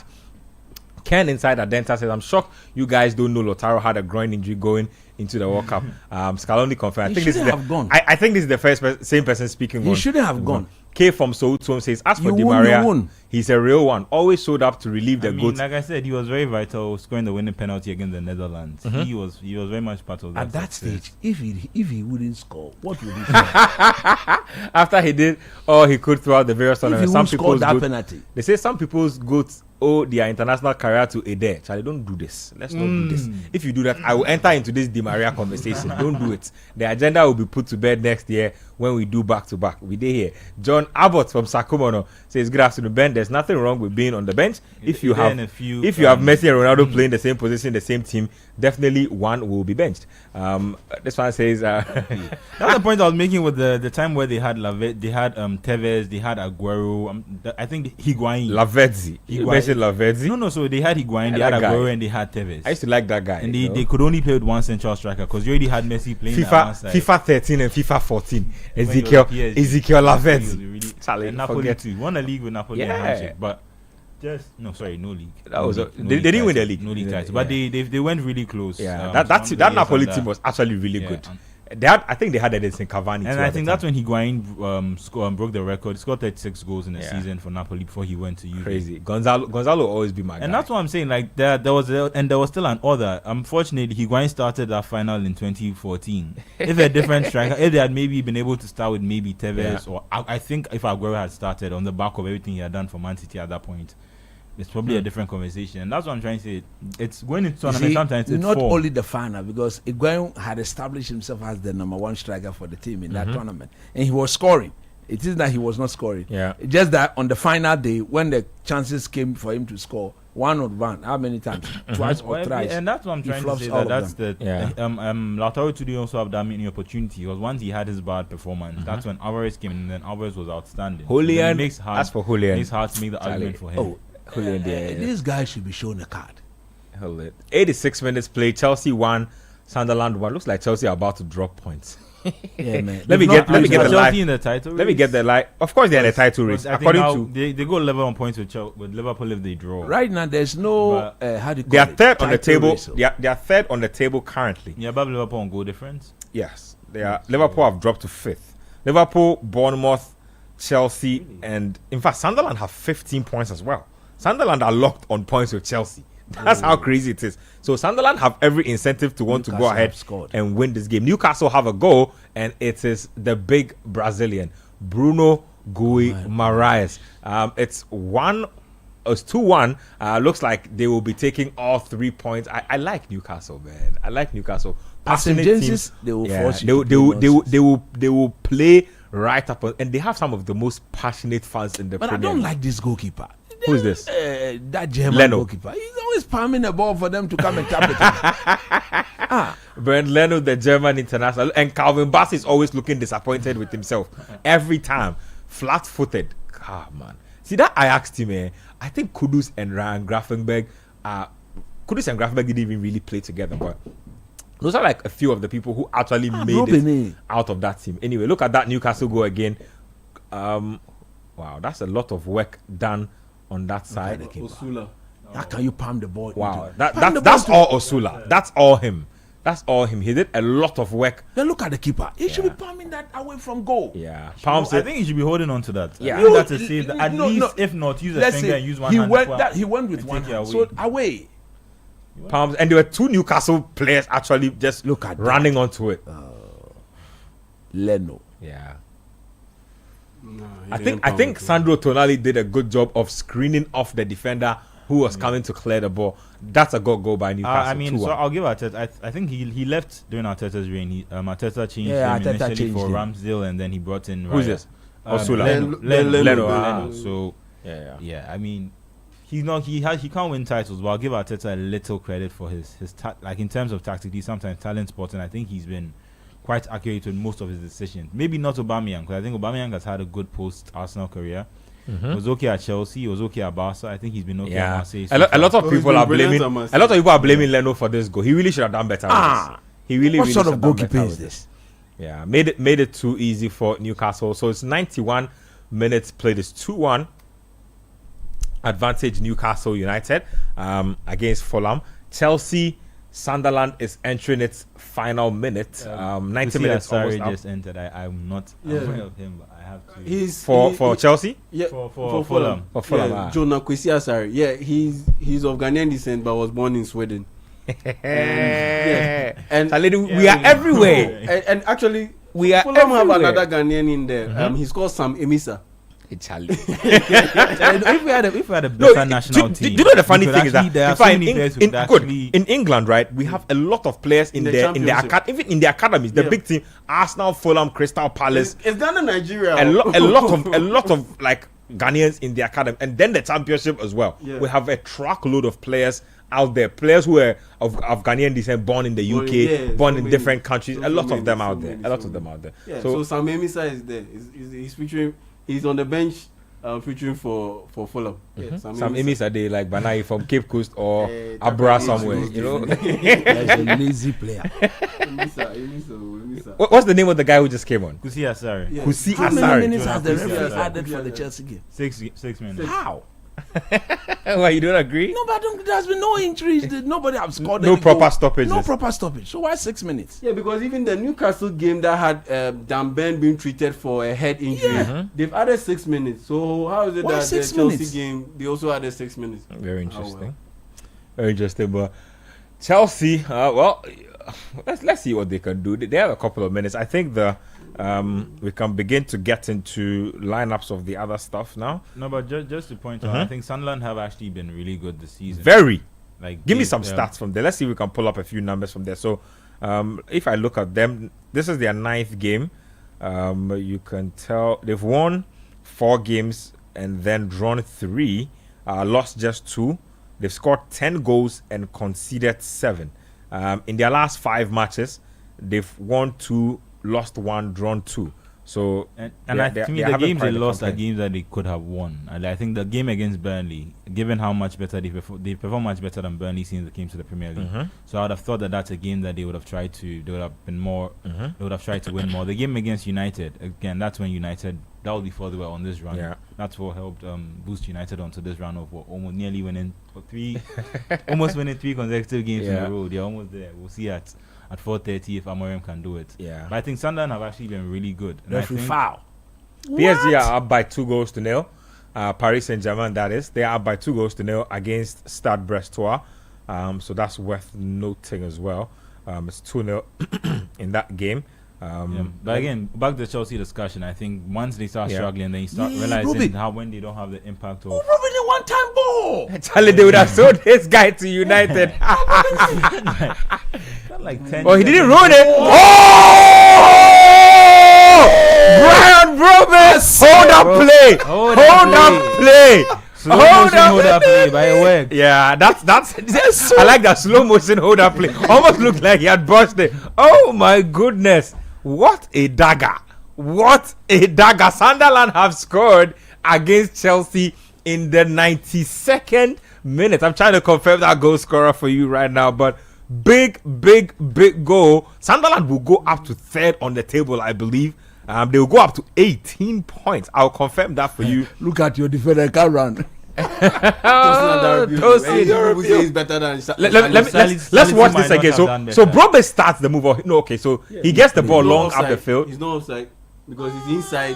Achampo is not there. Where is Josh? They substituted Josh. What doing? If Josh was there, this won't happen. For like 2-3 minutes. Yeah. You see, that's why Achampo had to be on the pitch. That's why I was saying Josh had to be on the pitch. Yeah, you see, if Josh was there, all this won't happen. All this, you wouldn't have allowed Brobe to hold on to the ball for 5 seconds. To the World Cup. That's what I'm telling you. Who? Josh? No, Josh. For Ghana? Yeah, of course. Yeah, of course. We need to invite him. We need to invite him. What? No, but that is such a that is such a good goal by Sunderland. The hold up play for Brian Brobe was absolutely. No, but I don't know what he was expecting. I don't think at that point Brobe couldn't beat him. So what was he? I think Brobe was waiting. He was waiting for somebody to come and support him. But that's what I'm saying. So it's obvious. So all you can do is actually block the path where he can actually pass the ball. At the same time, to just try and send him closer to the touchline. Because if you look at big goal for Sunderland, huge goal that is for Sunderland Football Club. They lead by 2-1. I can't believe this. Yes. Now, so Aderabio, he went and he held Brobe's waist. He held his waist. Yeah, Talby with the goal. So Talby with that goal for Sunderland. Good goal. Tactics well played. Huge goal for Talby. Well played. Goal. Belgian international, I believe. Stamford Bridge fit for a living. Yeah. This is what this thing will do to you. You play on Wednesday, you come. So Chemdin Talbi is actually Moroccan. So Moroccan international, did a lot of his youth football for Club Brugge. Played in the Belgian league for a bit. Moved to Sunderland just recently, and so this is I believe this is his 7th appearance, and that will be his first goal for the team. I mean, it's easy to point out now that João Pedro is not scoring, but then there's not a lot of experience in their striking department. Especially with the injury to Liam Delap. Even if he had been there, I would argue that there isn't a lot of experience. But then now that he's not there and they are restricted to having Maguire and João Pedro. Once João Pedro isn't scoring, once the person who isn't able to create the most chances for you is also not able to be fit, as in Palmer, because they've had a setback with Palmer in terms of his injury. And he has so many changing parts because it worked really well for them in the midweek game. I get what coach is saying, that the schedule sometimes can get a bit stressful, but in the midweek game, they were able to change their squad a lot. They were able to give a lot of the academy players some game time. But in terms of the forward line, I don't think there's been consistency there. Like, there's been a lot of change. I have been more bothered by their chance creation and their ability to actually generate good goal scoring opportunities. So in this game, look at this right here. So total shots 6. They have an XG of 0.97. And they've dominated possession. Total shots extremely very poor. 16. Shots on target 7. Big chances 1. The whole game they've had 1 big chance or 1 clear cut opportunity. 8 corners. 2 saves. So if you look at it in detail, in attack, shots inside the box, they've had 4 shots inside the box. That's Chelsea. They had 6 outside the box, and then it talks about total crosses completed, just 14%. They crossed the ball 28 times, completed only 14% of their crosses. So when you talk about possession, possession stats, so you can talk about total passes, 90% of that completed. You talk about through ball. They had one through ball. One through ball the whole game. Touches in the opposition box 25. Some way, somehow. Hey, the goalkeeper has come to equalize. Robert Sanchez is up. Be the hero. Let's see. Wow, interesting. Dying seconds for Chelsea. Daniels, please get us Napoli and Inter Milan. We watched Lautaro Martinez today. Delivery. So Sunderland have taken all 3 points at the bridge. Huge 3 points. Coach, your good friends have stumbled right at the death. You remember, I don't know, maybe they've not gone down, or the Chelsea technical team didn't go back to history. You remember whilst we were doing the show and I said that Sunderland, I think twice. They have. The second time was when Allardyce was there and they were trying to avoid relegation. And I think Defoe was the one who scored there. They scored 3-0. Exactly. So they won. So they are that team that Assad, when they come to the bridge, if you don't take them serious, they are going to knock it out of you. And look, that was a proper dagger. I don't proper. We didn't see well taken goal. The truth must be told. Yeah. I think the defending from Tosin was very, very bad. Was very, very bad. Adarabiu was very, very bad. You don't just go. If you are holding him, then you stop him from turning and picking the pass. Exactly. That's on at least block. He just held his waist. These are not women, these are men. Why are you holding his waist? Why are you holding his waist? Oh, coach. You see, that is the problem. Yes, Brobe is very big. But at the end of the day, Chelsea will look at this game and they will be very, very disappointed. If you look at, can you get me the possession stats? I will get you the possession stats. They dominated. In terms of average possession, most of them were square passes. Throughout the season, I think they're second. I mean, level second. They're 59%. and I'm sure Liverpool have had more possession, like constantly would have contributed immensely to that position. But I don't think they've actually, since they scored. But the chances created was very, very poor. They haven't been able to create as much. Very, very poor. It was very evident the moment Cole Palmer went down. But that's what I'm saying. Like they are very can't be so reliant on. They are. They brought in different options. Bonanotte and maybe Gittins were supposed to, at least in some sense. Gittins is a winger through and through. And so the chance creation bit, it's always going to be a bit problematic if wingers they don't even cross the ball. Yeah, they don't even cross the ball. They are looking to score, and so wingers have all become inside forwards now. That's why I'm thinking about playing Esteval a bit more. So once you have, let's say, Esteval, you have on one side, you have Pedro Neto on the other side, then you have Cole Palmer through the middle playing ahead of Caicedo and Enzo Fernandez. I think your chances of creating opportunities, El Toro, will be way higher than what they are having now, because Garnacho won't create any meaningful chance. Garnacho won't create any meaningful chance. Pedro Neto is the one who is likely to create something, but without Cole Palmer in there, it's very easy to just focus more attention on him and try to clamp him down. And Ronaldo Mandava did a very, very good job handling him, handling Pedro Neto. And so once that issue was out of the way for Sunderland, Chelsea couldn't do much. Let me talk of proper chance creation. Manuel, talk to me about Sunderland. Sunderland are up to second on the table. I've just updated my Premier League table, and this is according to the Premier League website. So they are up. Arsenal have 19 points. Sunderland have 17 points. So look at they this are team. second. Jan Sommer is also in there. I'll get Jan Sommer as one of the best. I'll get into He's that. underrated. I'll get into that lineup in a bit. But like I said, Manuel, quick thoughts on Sunderland doing some really great work. They are up to second with this result, 17 points. This is supposed to be a relegation threatened team. After 9 games, they look like they want to contend for the title for a short bit before maybe they probably settle to their level. But quick thoughts on them. Oh no, they've been really good. They've been really good. But I think you can tell from the ambition from when they got into the league. Yep. The money Getting Granit Xhaka. Looking at their transfer spend, they according to Sky Sports, they spent about 183 million. Yep. Wow. And, I mean Leeds and Burnley also spent about 100 million, but they changed their whole system and style of players. So they went for specific players like I think Masauku is there. After Masauku, if you remember him from West Ham, like they went for Premier left League wing back. They went for a different mix of players with Premier League experience, and then they went for players who could come in and at least change their level, if that makes sense. So rather than relying, because I think the system that helps most of the Championship clubs is when they get to, and that's the thing that helps people like Frank Lampard and Wayne Rooney when they're in the Championship. They have connection to much like to big clubs or to big managers or to can get access to some so loans. they get a lot of loan players, and then when they get into the Premier League, they have the problem of how do we now? Because most of the players, who if they perform well, they go back to their parent club, who actually either sell them on for money, like you see the way City did with McAtee. Yeah. But I think they had a different model where they decided to invest, like spend a lot of money on their team, buy ready-made players, not necessarily go and buy players from like overpriced players like the. Because they could have been involved with the deals for I think Tyler Dibling or maybe the Ipswich guy. I remember his name, Hutchinson. Yeah, but they didn't necessarily go for those type of deals. They went for Granit Xhaka, Masauku, players who have already achieved things, players who have already have a little bit of good. Makes a lot of sense. So even though it's a new team, the difficulty comes in the coaching, is in being able to get these players to immediately adapt to a new system and not use it as an excuse.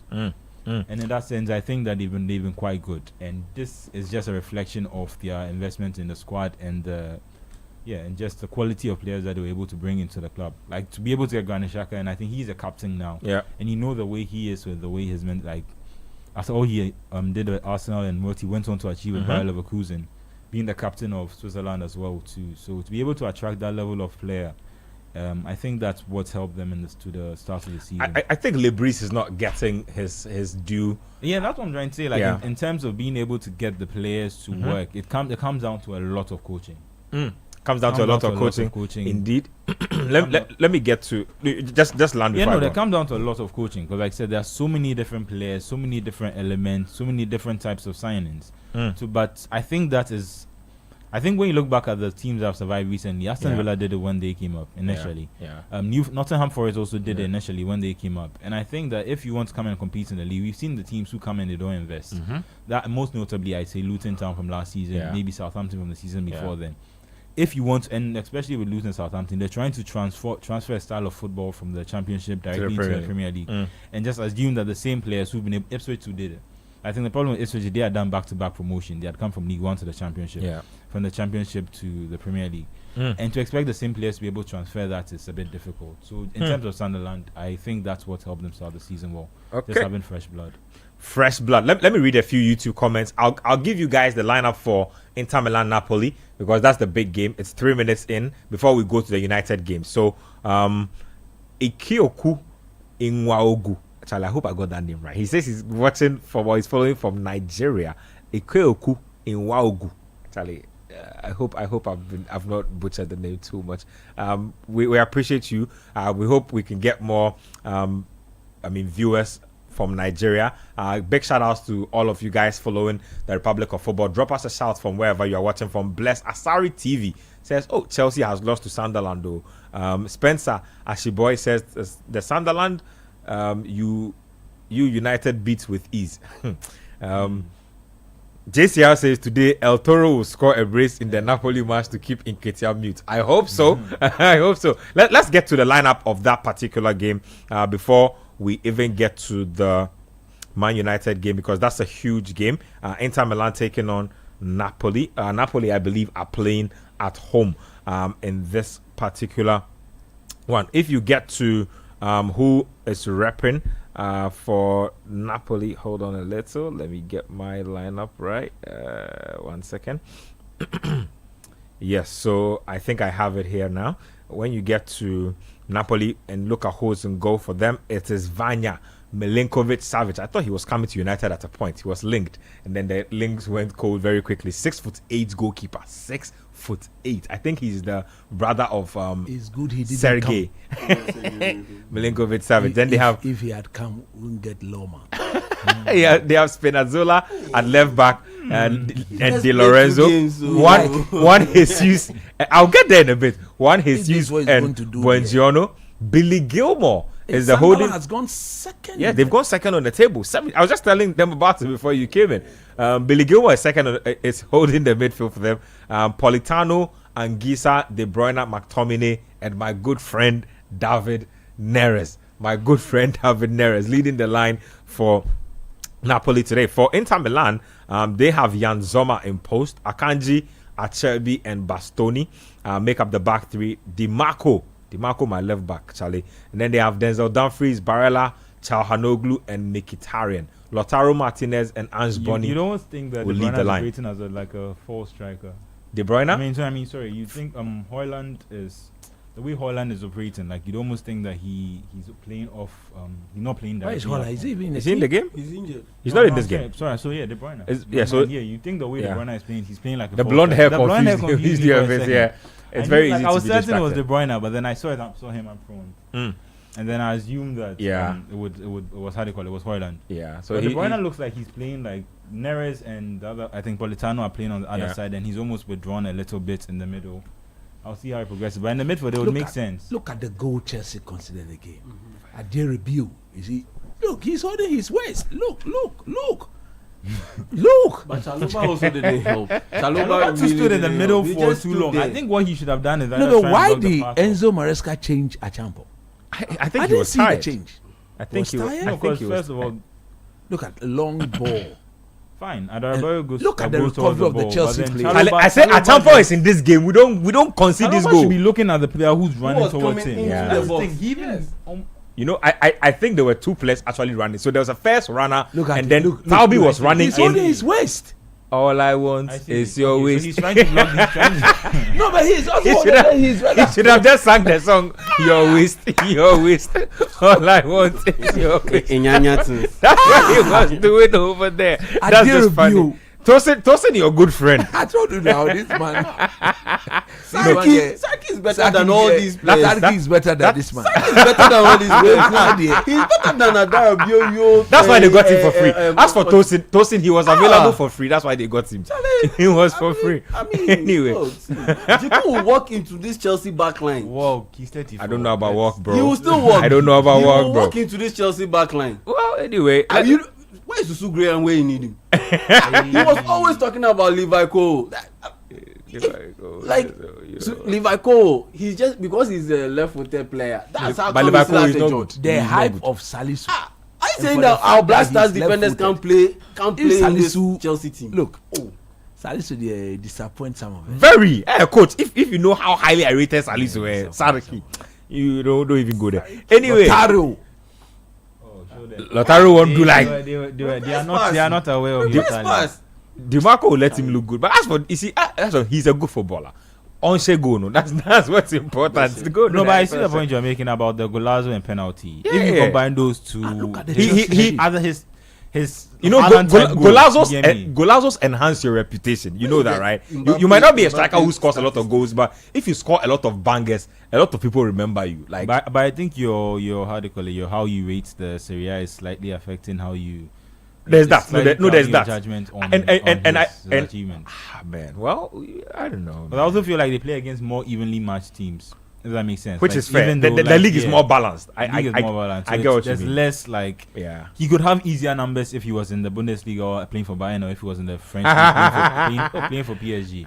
Bayern Munich have done nothing to you. The Bundesliga have done nothing to you. Just like tackling them out of nowhere. Anyway, let me get back to the Premier League and let's get back to that United versus Brighton game. Lineups are out. Let me get straight into the starting lineups for this one.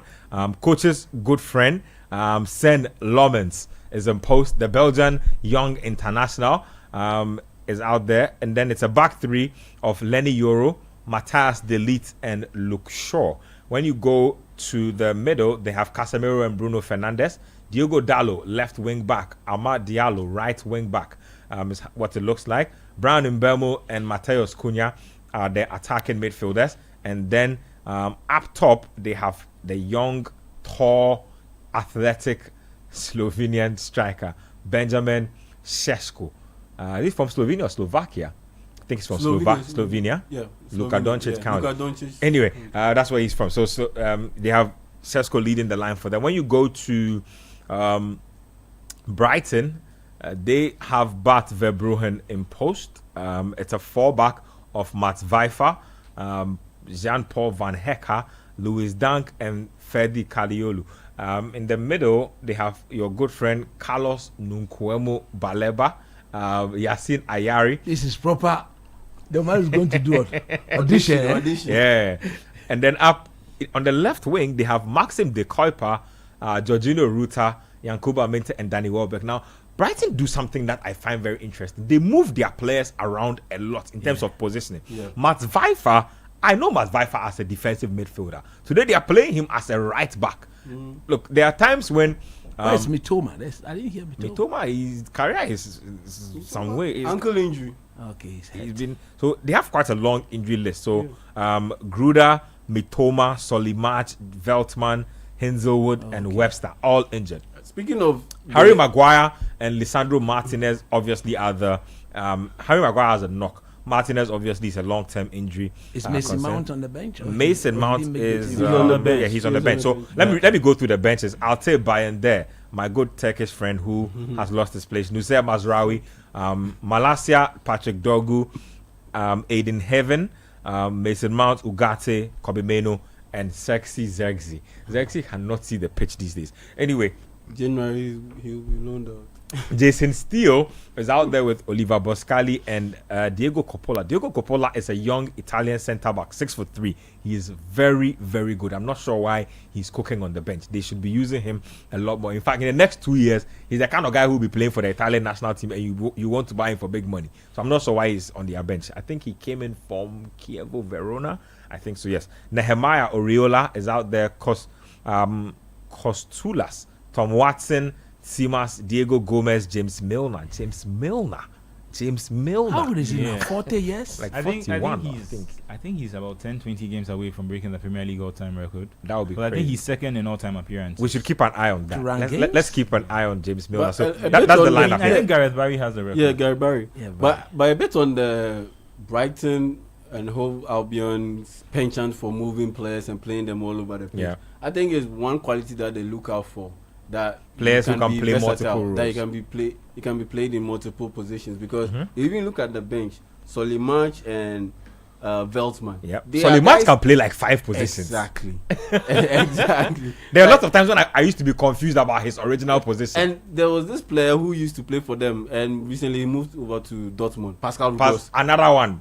They used They to move him all over the place. Exactly. Even Tyreek Lamptey, at the Facts. time he was Facts. with Brighton Hove Albion, one moment he's on the left side. They have a another thing- they moment have a he's thing on the for right doing that. side. So yeah, I think They are playing Maxim De Kuyper as a left winger today. Yeah. Maxim De Kuyper is a left back. It's a left back. They are playing him as a left wing. I don't even know what's going on over there. But That Belgian international. Yep. Yeah, it's a left back. They are doing a lot of shifting. Coach, thoughts on the United starting 11? And I would ask you first of all that is it not too premature to be singing Lawrence's praise the way everybody has? I mean, wouldn't that destabilize the young man? Wouldn't that get into his head? Don't we all need to calm down a little? I agree with you, calm down. But the fact that he did something very well at no mere place, but Anfield, you need to recognize and encourage him. Not to overly blow his trumpet though, but to make sure he keep his head down because look, he's not the finished article. He will make mistakes. No two ways about that. Because at his age and at this level, he's got a lot of improvement to do. So yes, I agree. You have to, or my United supporters will have to tone down a bit. Yeah. But he's shown that indeed he's in to stay. Because if you ask him, oh, look at the guy giving the goal. Oh, Lautaro. El Toro is at it again. Let me watch the replay of El Toro missing a He picture. was giving Hold on. every Okay, so chance. let's him. That's him, Captain Onwa. Oh my God. This is what I was talking about. If it is this and they talk about, Purpose play driven. the ball straight at the goalkeeper. Milinkovic is a big guy, but he didn't even spread himself Quite out. a big goalkeepers. But he didn't even spread just hit himself. the He ball just played it directly like this. But these are the things. This is a one-on-one with the goalkeeper. Big game against, in games like this, they might end like 1-0, 2-1. That's your chance. Come on, bro. Absolutely. El Toro. Coach, go ahead with That that. was a free giveaway. Yeah, give out. He should have buried that. Anyway. So, like I'm saying, yes, you have to acknowledge him, pat him at the back, and saying that you are doing it well. This is the way it has to be done. But still keep your composure, make sure your heads are down, and you do the simple things. Don't complicate issues. So for me, so far, so very good. He's had 2 games, 1 clean sheet, and where he didn't get his clean sheet was Anfield. That is expected to happen. But he needs to work extremely very. And I'm happy from the way the manager has spoken about him. He said he still has a lot to do. No doubt he's a talent. Yeah. No doubt about that. He's a talent. The last time I saw a keeper of this stature like this was David De Gea. But he came into a team with established winners. Yeah. He had the likes of Michael Carrick. De Gea's first days were very rough. Very, very rough. So you can only learn from that if you are a United fan and you saw those days. But having said that, if you look at the team that Ruben Amorim has put out there, I think, but for the injury to Harry Maguire, clearly he would have started. But to me, that would have been a huge disadvantage because of the way Brighton played their game. Man United will have to be very smart. Look, Brighton, they like teams who also fancy themselves on the ball. Yep. Play and let's play. Yep. Play and let's play. But one thing that I can say for sure is that this Manchester United attacking line is very different from the one they've had for some time. I think this is closer to what they had when Ibrahimovic and co were around. Yeah, United have had players. Yes. Who had Ibrahim, had So- Falcao at the point. So what they need to do is to play to the strength. Be smart. yeah. There's no legs in the middle of the park. And Baleba alone, when he picks up the ball and he decides to play, he can run past any Man United midfield. Bruno Fernandes, Casemiro, nobody's stopping him when he's in that mood and he decides to play.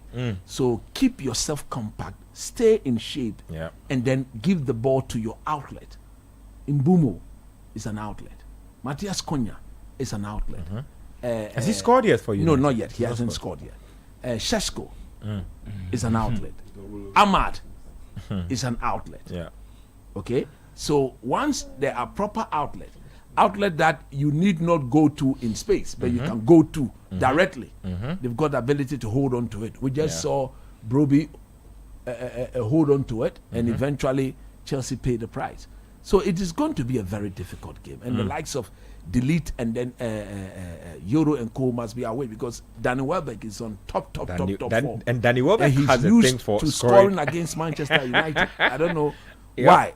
But if I had my way, maybe I would have called him and say, we've not won 3 games in a row. The season is says straight. This is your boyhood club. So you have to behave. Always This is the motivated. thing. But of course, this is football. He has different employers now. And he needs to work and then earn his money. Yeah. But it's going to be a difficult game. But I expect that at the end of the day, Man United should have just because look, if Brighton were to beat United today, this will be the 4th year in a row. I stand to be correct. Let me get that head-to-head real quick for you. At Old Trafford, I mean, at Old Trafford, I think Ten Hag lost both games at Old Trafford. I stand to be corrected. Rather, Ten Hag won at Brentford, at Brighton, and then he lost. So let's do previous meetings. I have a few of the games for you here. The last game between these two sides was actually Sunday, 19th January 2025. Brighton beat United 3-1 at Old Trafford. Yeah. And the game before was at the Amex. They beat United again. There you go. 2-1. The game before that, United won 2-0 away from home. United again lost 3-1 at Old Trafford in September 2023. There you go. And then Brighton won 1-0. So Brighton have actually lost to United just once In their last 5 matches. Yes. That is crazy. And of which 3 of the wins were all at Old Trafford. Yep. And you want Yep. you that cannot continue. That has to stop. And maybe I'll say they were used to beating United with Marcus Rashford, with Garnacho, and those Things people. have changed Now, a little. Things has changed. and let's see the impact of those changes. Yeah, let me get your thoughts on that lineup that United have also put out there. What do you expect them to carry forward from that good game they played last time out into this one? Well, I expect them to be a bit more confident in their possession than they've been for a while, because winning does a lot of things to players and to teams, by extension. Yeah, so to players and by extension to teams. And so now that they've had 2 wins in a row under their wings, that big win over Liverpool, I expect them to be a bit more confident and a bit more comfortable moving the ball, and not look too panicked whenever they are in possession, and want to release the ball as quickly as possible, because this Brighton Hove Albion team would be very aggressive in trying to close down the spaces, and so they should be able to feel comfortable to carry the ball if there is not a passing outlet available, and it will go beyond just Mbeumo and Matheus Cunha, because they are very good ball carriers, and they've shown that they are very good carriers of the ball. And so that would be down to Bruno Fernandes and Casemiro to be able to do that. And the wing backs. Yeah. Because Bruno is not in his game, so I wouldn't be surprised if he doesn't do it. Casemiro is not the greatest at that. And so it will have to come from the full-backs. The wing backs. It will definitely have to come from the wing backs. Ahmad, he can't do that, but he has not been the greatest form recently. Yes, he scored for Cote d'Ivoire, and his performance in that game against Liverpool was commendable. Yeah. So he would have to continue from that end. It's Diogo Dalot that I worry about, because look, again, he's still not convincing. That game against Liverpool, very poor performance. Yeah. And so that's where that bit will come in. They would have to be able to carry the ball and be comfortable in possession. But I'm not too comfortable with having inverted wing backs being paired with inverted forwards. Yeah. Or inside forwards. Because Cunha is playing on the left side. He will cut in onto his right foot as an inverted forward. Same for Brian Mbeumo. He's left-footed. He's playing on the right side. Yeah. He will cut in as an inverted forward. And then you look at the wing backs. Amad Diallo, who is left-footed, is playing on the right side, and Diogo Dalot, who is right-footed, is playing on the left side. I think that constricts the space a little bit too much. And so I would have loved to see them being deployed as in an orthodox fashion, knowing very well that the forwards are already inverted, just to be able to create a little bit of space down the field for the wing backs to be able to deliver crosses into the box for Chesko to attack. The guys are misbehaving on YouTube. JCR says, if Jack in the Titanic had Adara Bio to hold his waist, he wouldn't have drowned. I can't believe this. The defender go and defend, then you're holding the man's waist. Just end me. Anyway, Sorry TV says Ghana must go for Brobe. That assist was super.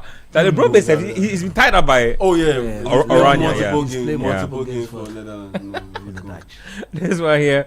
Okay, so I think that's from Ikyoku in Waugu. He says watching or following from Nigeria. Class of 99 says United is winning. He also says that Chelsea sponsored by Pampers. I'm not sure what that means.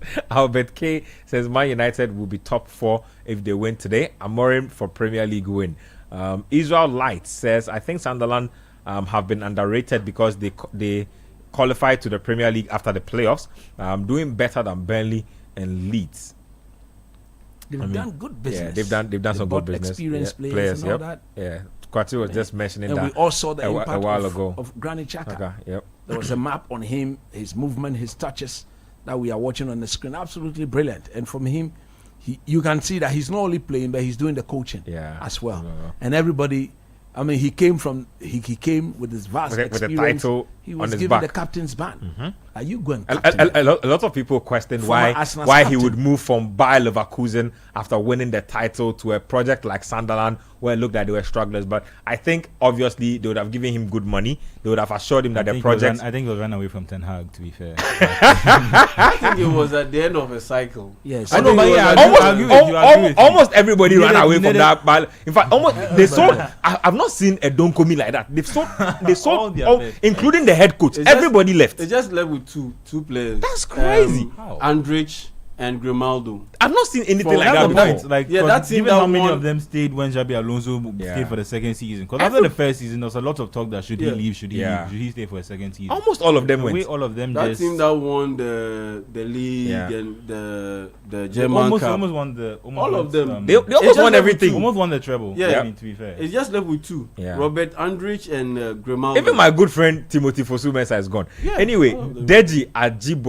Deji Ajibola says that our great one, guys, Nigerian living in Moscow. Where is coach? Well, coach got up a while ago. He's back. The guy says you're looking for coach. He's a Nigerian living in Moscow. Ajibola Deji says that he's following us from Moscow. Nice one there. Guys, drop us a shout from wherever you're getting to us from. Let me get more messages in. This one's from Hank Peterson. Says United's forwards are supposed to occupy more central areas to give space to the fullbacks, especially in Belmo. Fishmonger says watching live from Amsterdam.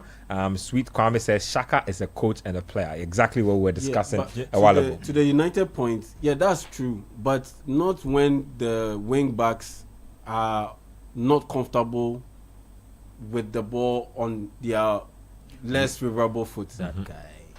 That's where the problem is. Danny Welbeck? Oh yeah. That's where the bit Danny of Welbeck the looks problem like he is. means business today. Because Amad Diallo would Today, always, Kwame Engos Yaga. would always I fancy can see getting him the scoring a ball last onto his minute left winner. Go foot. and score for him. And same for Diogo Dallo.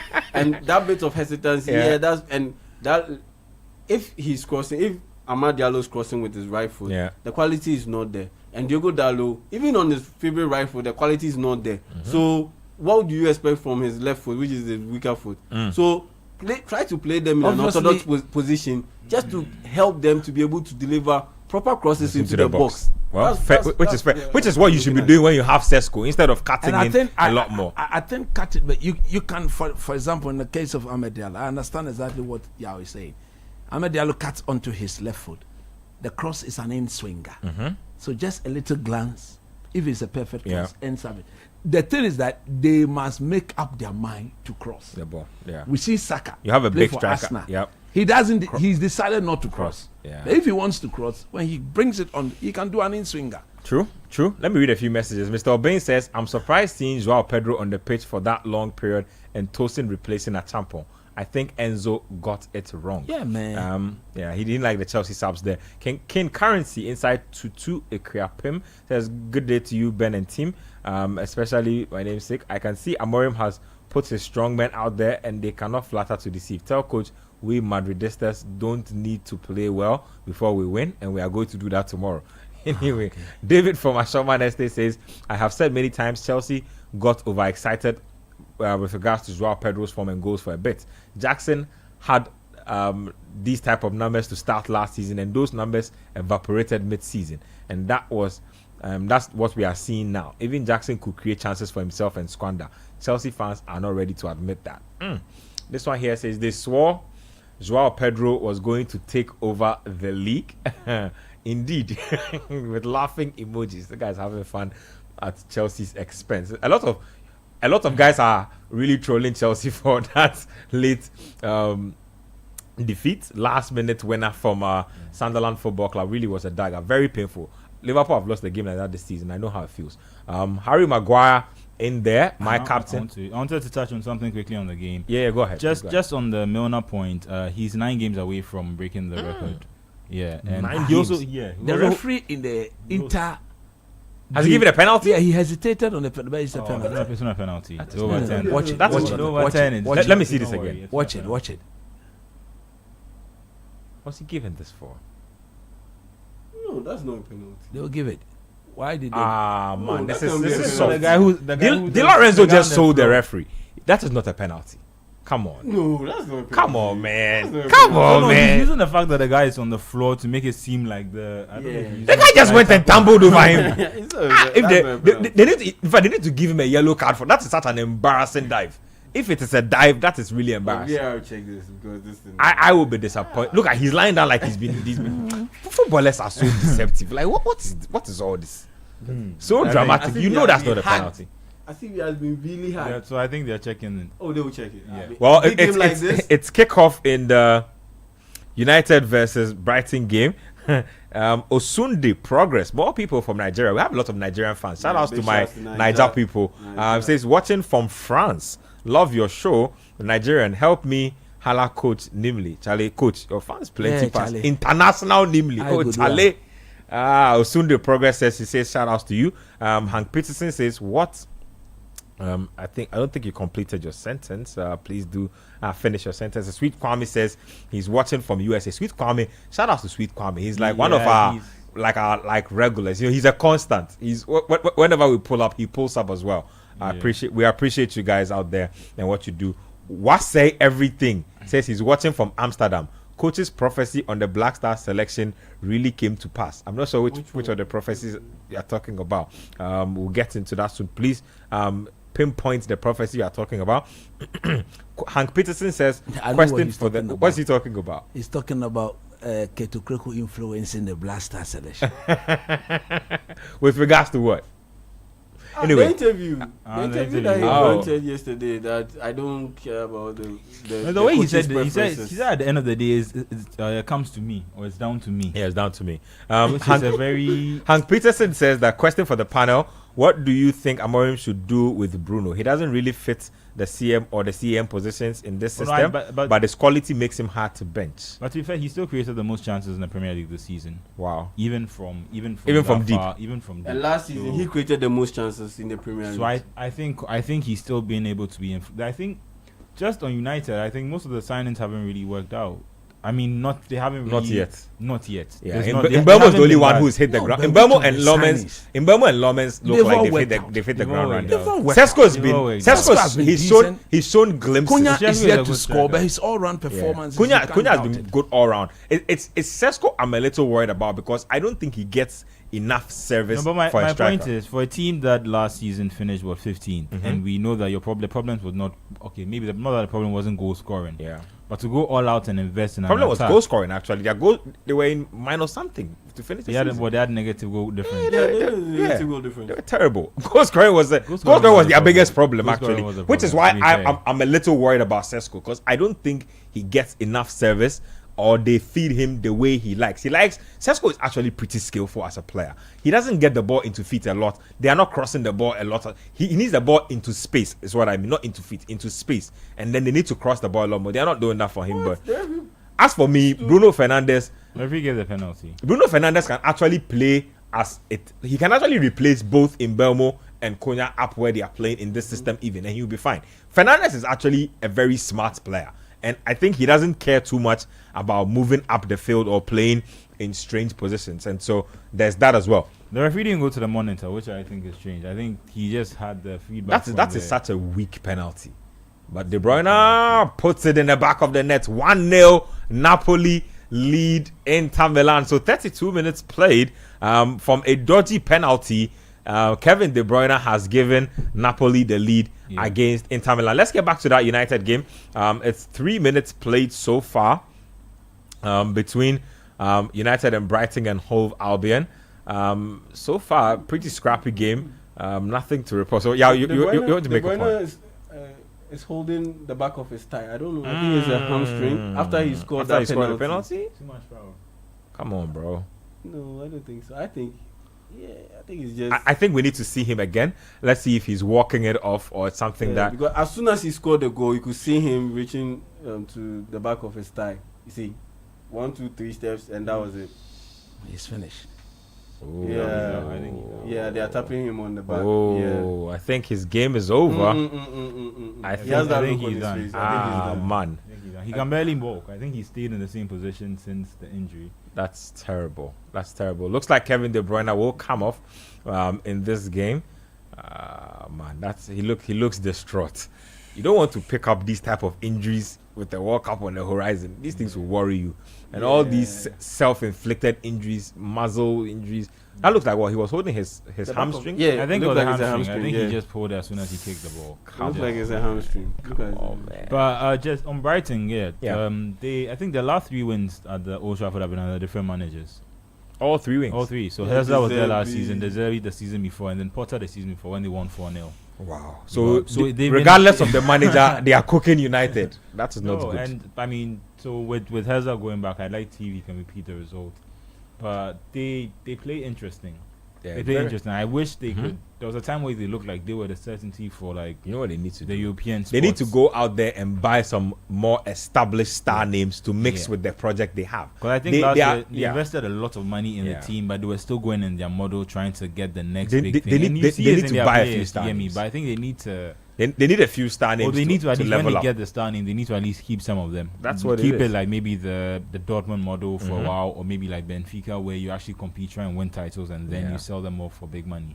Yep. But I think they'll get good money from Chelsea either way, so they can if they just keep them a bit. And and Milner is also just on that quirk. He's the second oldest goal scorer in Premier League history and the second youngest ever, as it stands now. Yeah, all kinds of It's records. like He's like- going to break all he's kinds of been- records by the time he's done. Yeah, James yeah. Milner, I Hopefully like he him. comes I like on. him. Yeah, I like him as well. I Hopefully he I comes feel like on. he'll probably end up as a coach. The way he's moving, he probably end up as a first team coach. That kind of thing. Yeah. He seems like the definitely. kind He of looks guy like you start from the back who will and start. stay in the game or around the game. Some players finish after a long time and they want to go. Yeah, they don't want to do anything connected to football. If you Because they are stay, drained. if you keep yourself healthy and you keep yourself fit like Milner has to play this long, it just reeks of somebody who wants to be around the game Yeah, longer. doesn't need the money. Yeah. Doesn't need the He's titles. made a like, he truckload. doesn't- I'm sure by the time he was done with his Manchester City spell, he was set for life.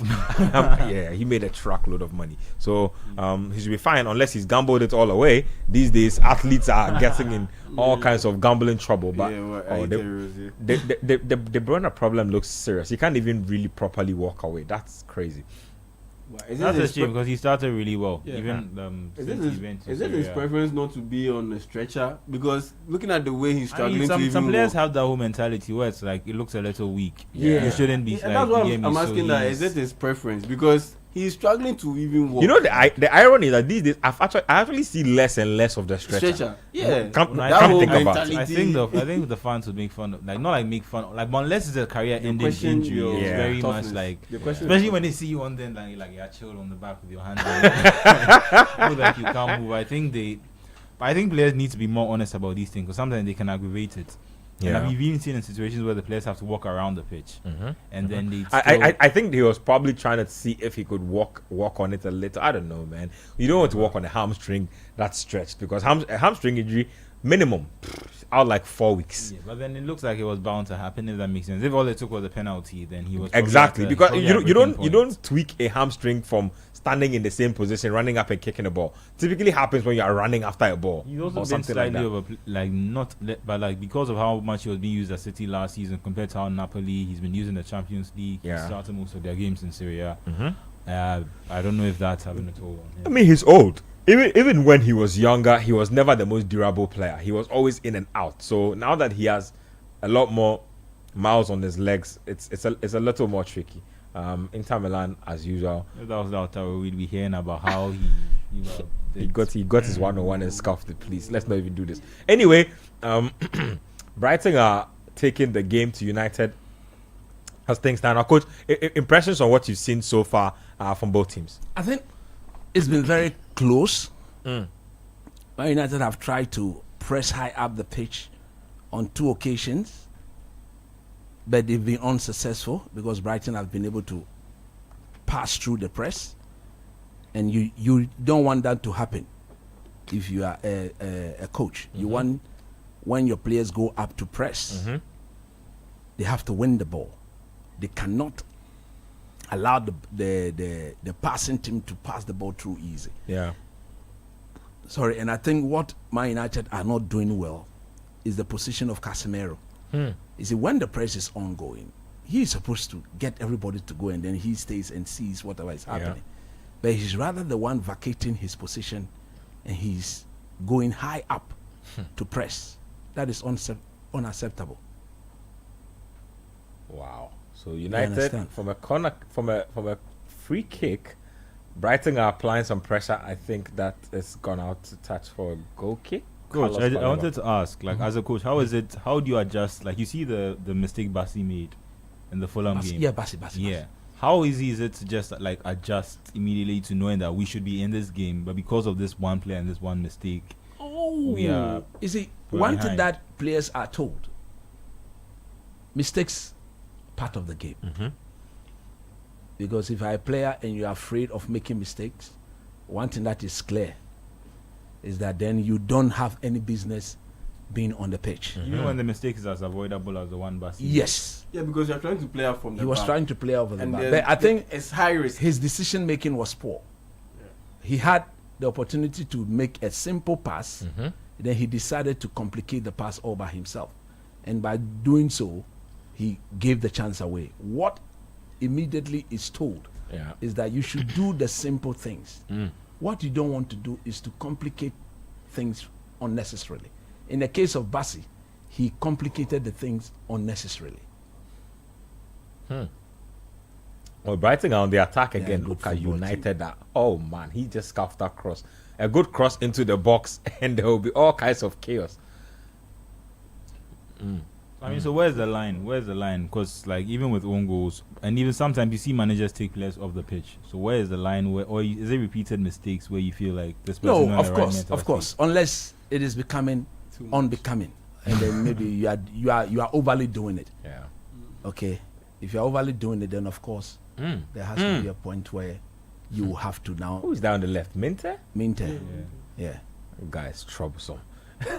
A handful for any fullback on his day. He has good strength, good pace, good dribbling ability. Anyway, almost half time in the big Serie A game. That Inter Milan jersey is tasty, you know. Yeah, I was saying So that's yeah, a Dutch- really nice kid. Yeah. More like the Dutch national team. So Yeah, exactly. Reminds me of that dark navy blue and then highlights of orange in there. Nice kid.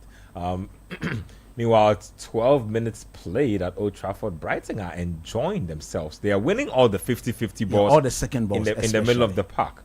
The way they So pass far, it though, around, yeah. so So far, beautiful. they haven't created any clear-cut opportunity just yet. United themselves are trying to probably settle down in this game. So it's just been ding-dong so far. Let me see if I can get you some more updates on some of the other matches that have been happening.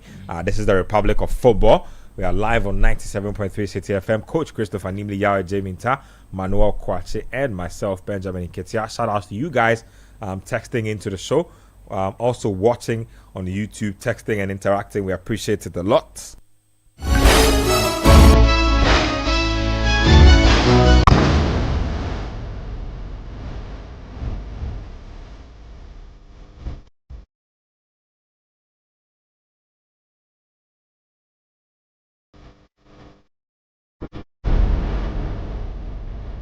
Let me run you through a few scores. So Chelsea Football Club lost by 2-1 at Stamford Bridge to Sunderland. Sunderland winning that game in the 92nd minute. So big dagger in their hearts. Fulham also lost to Newcastle. Newcastle were home in that game. Newcastle winning 2-1. Also right at the death, Bruno Guimaraes giving Newcastle the winner. It's 13 minutes between Man United and Brighton. It's goalless.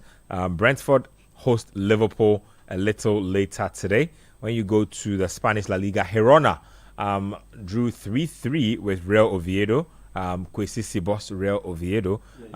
He came on in the 64th 64th minute, minute. Yeah, yeah. he didn't start. But he came on. Espanyol and Elche 1-0. Espanyol won that one. Inaki Williams' Bilbao. I believe Inaki Williams is injured again. Up against Getafe. It's goalless in that game. There's also Valencia versus Villarreal to come a little later on in the day. In the Bundesliga, Borussia Dortmund and Cologne has kicked off. Now that game is at the Signal Iduna Park. It's goalless, 15 minutes played. Bayern beat Gladbach by 3-0. So wrapped up really nicely in that game. Let me see who got the third goal.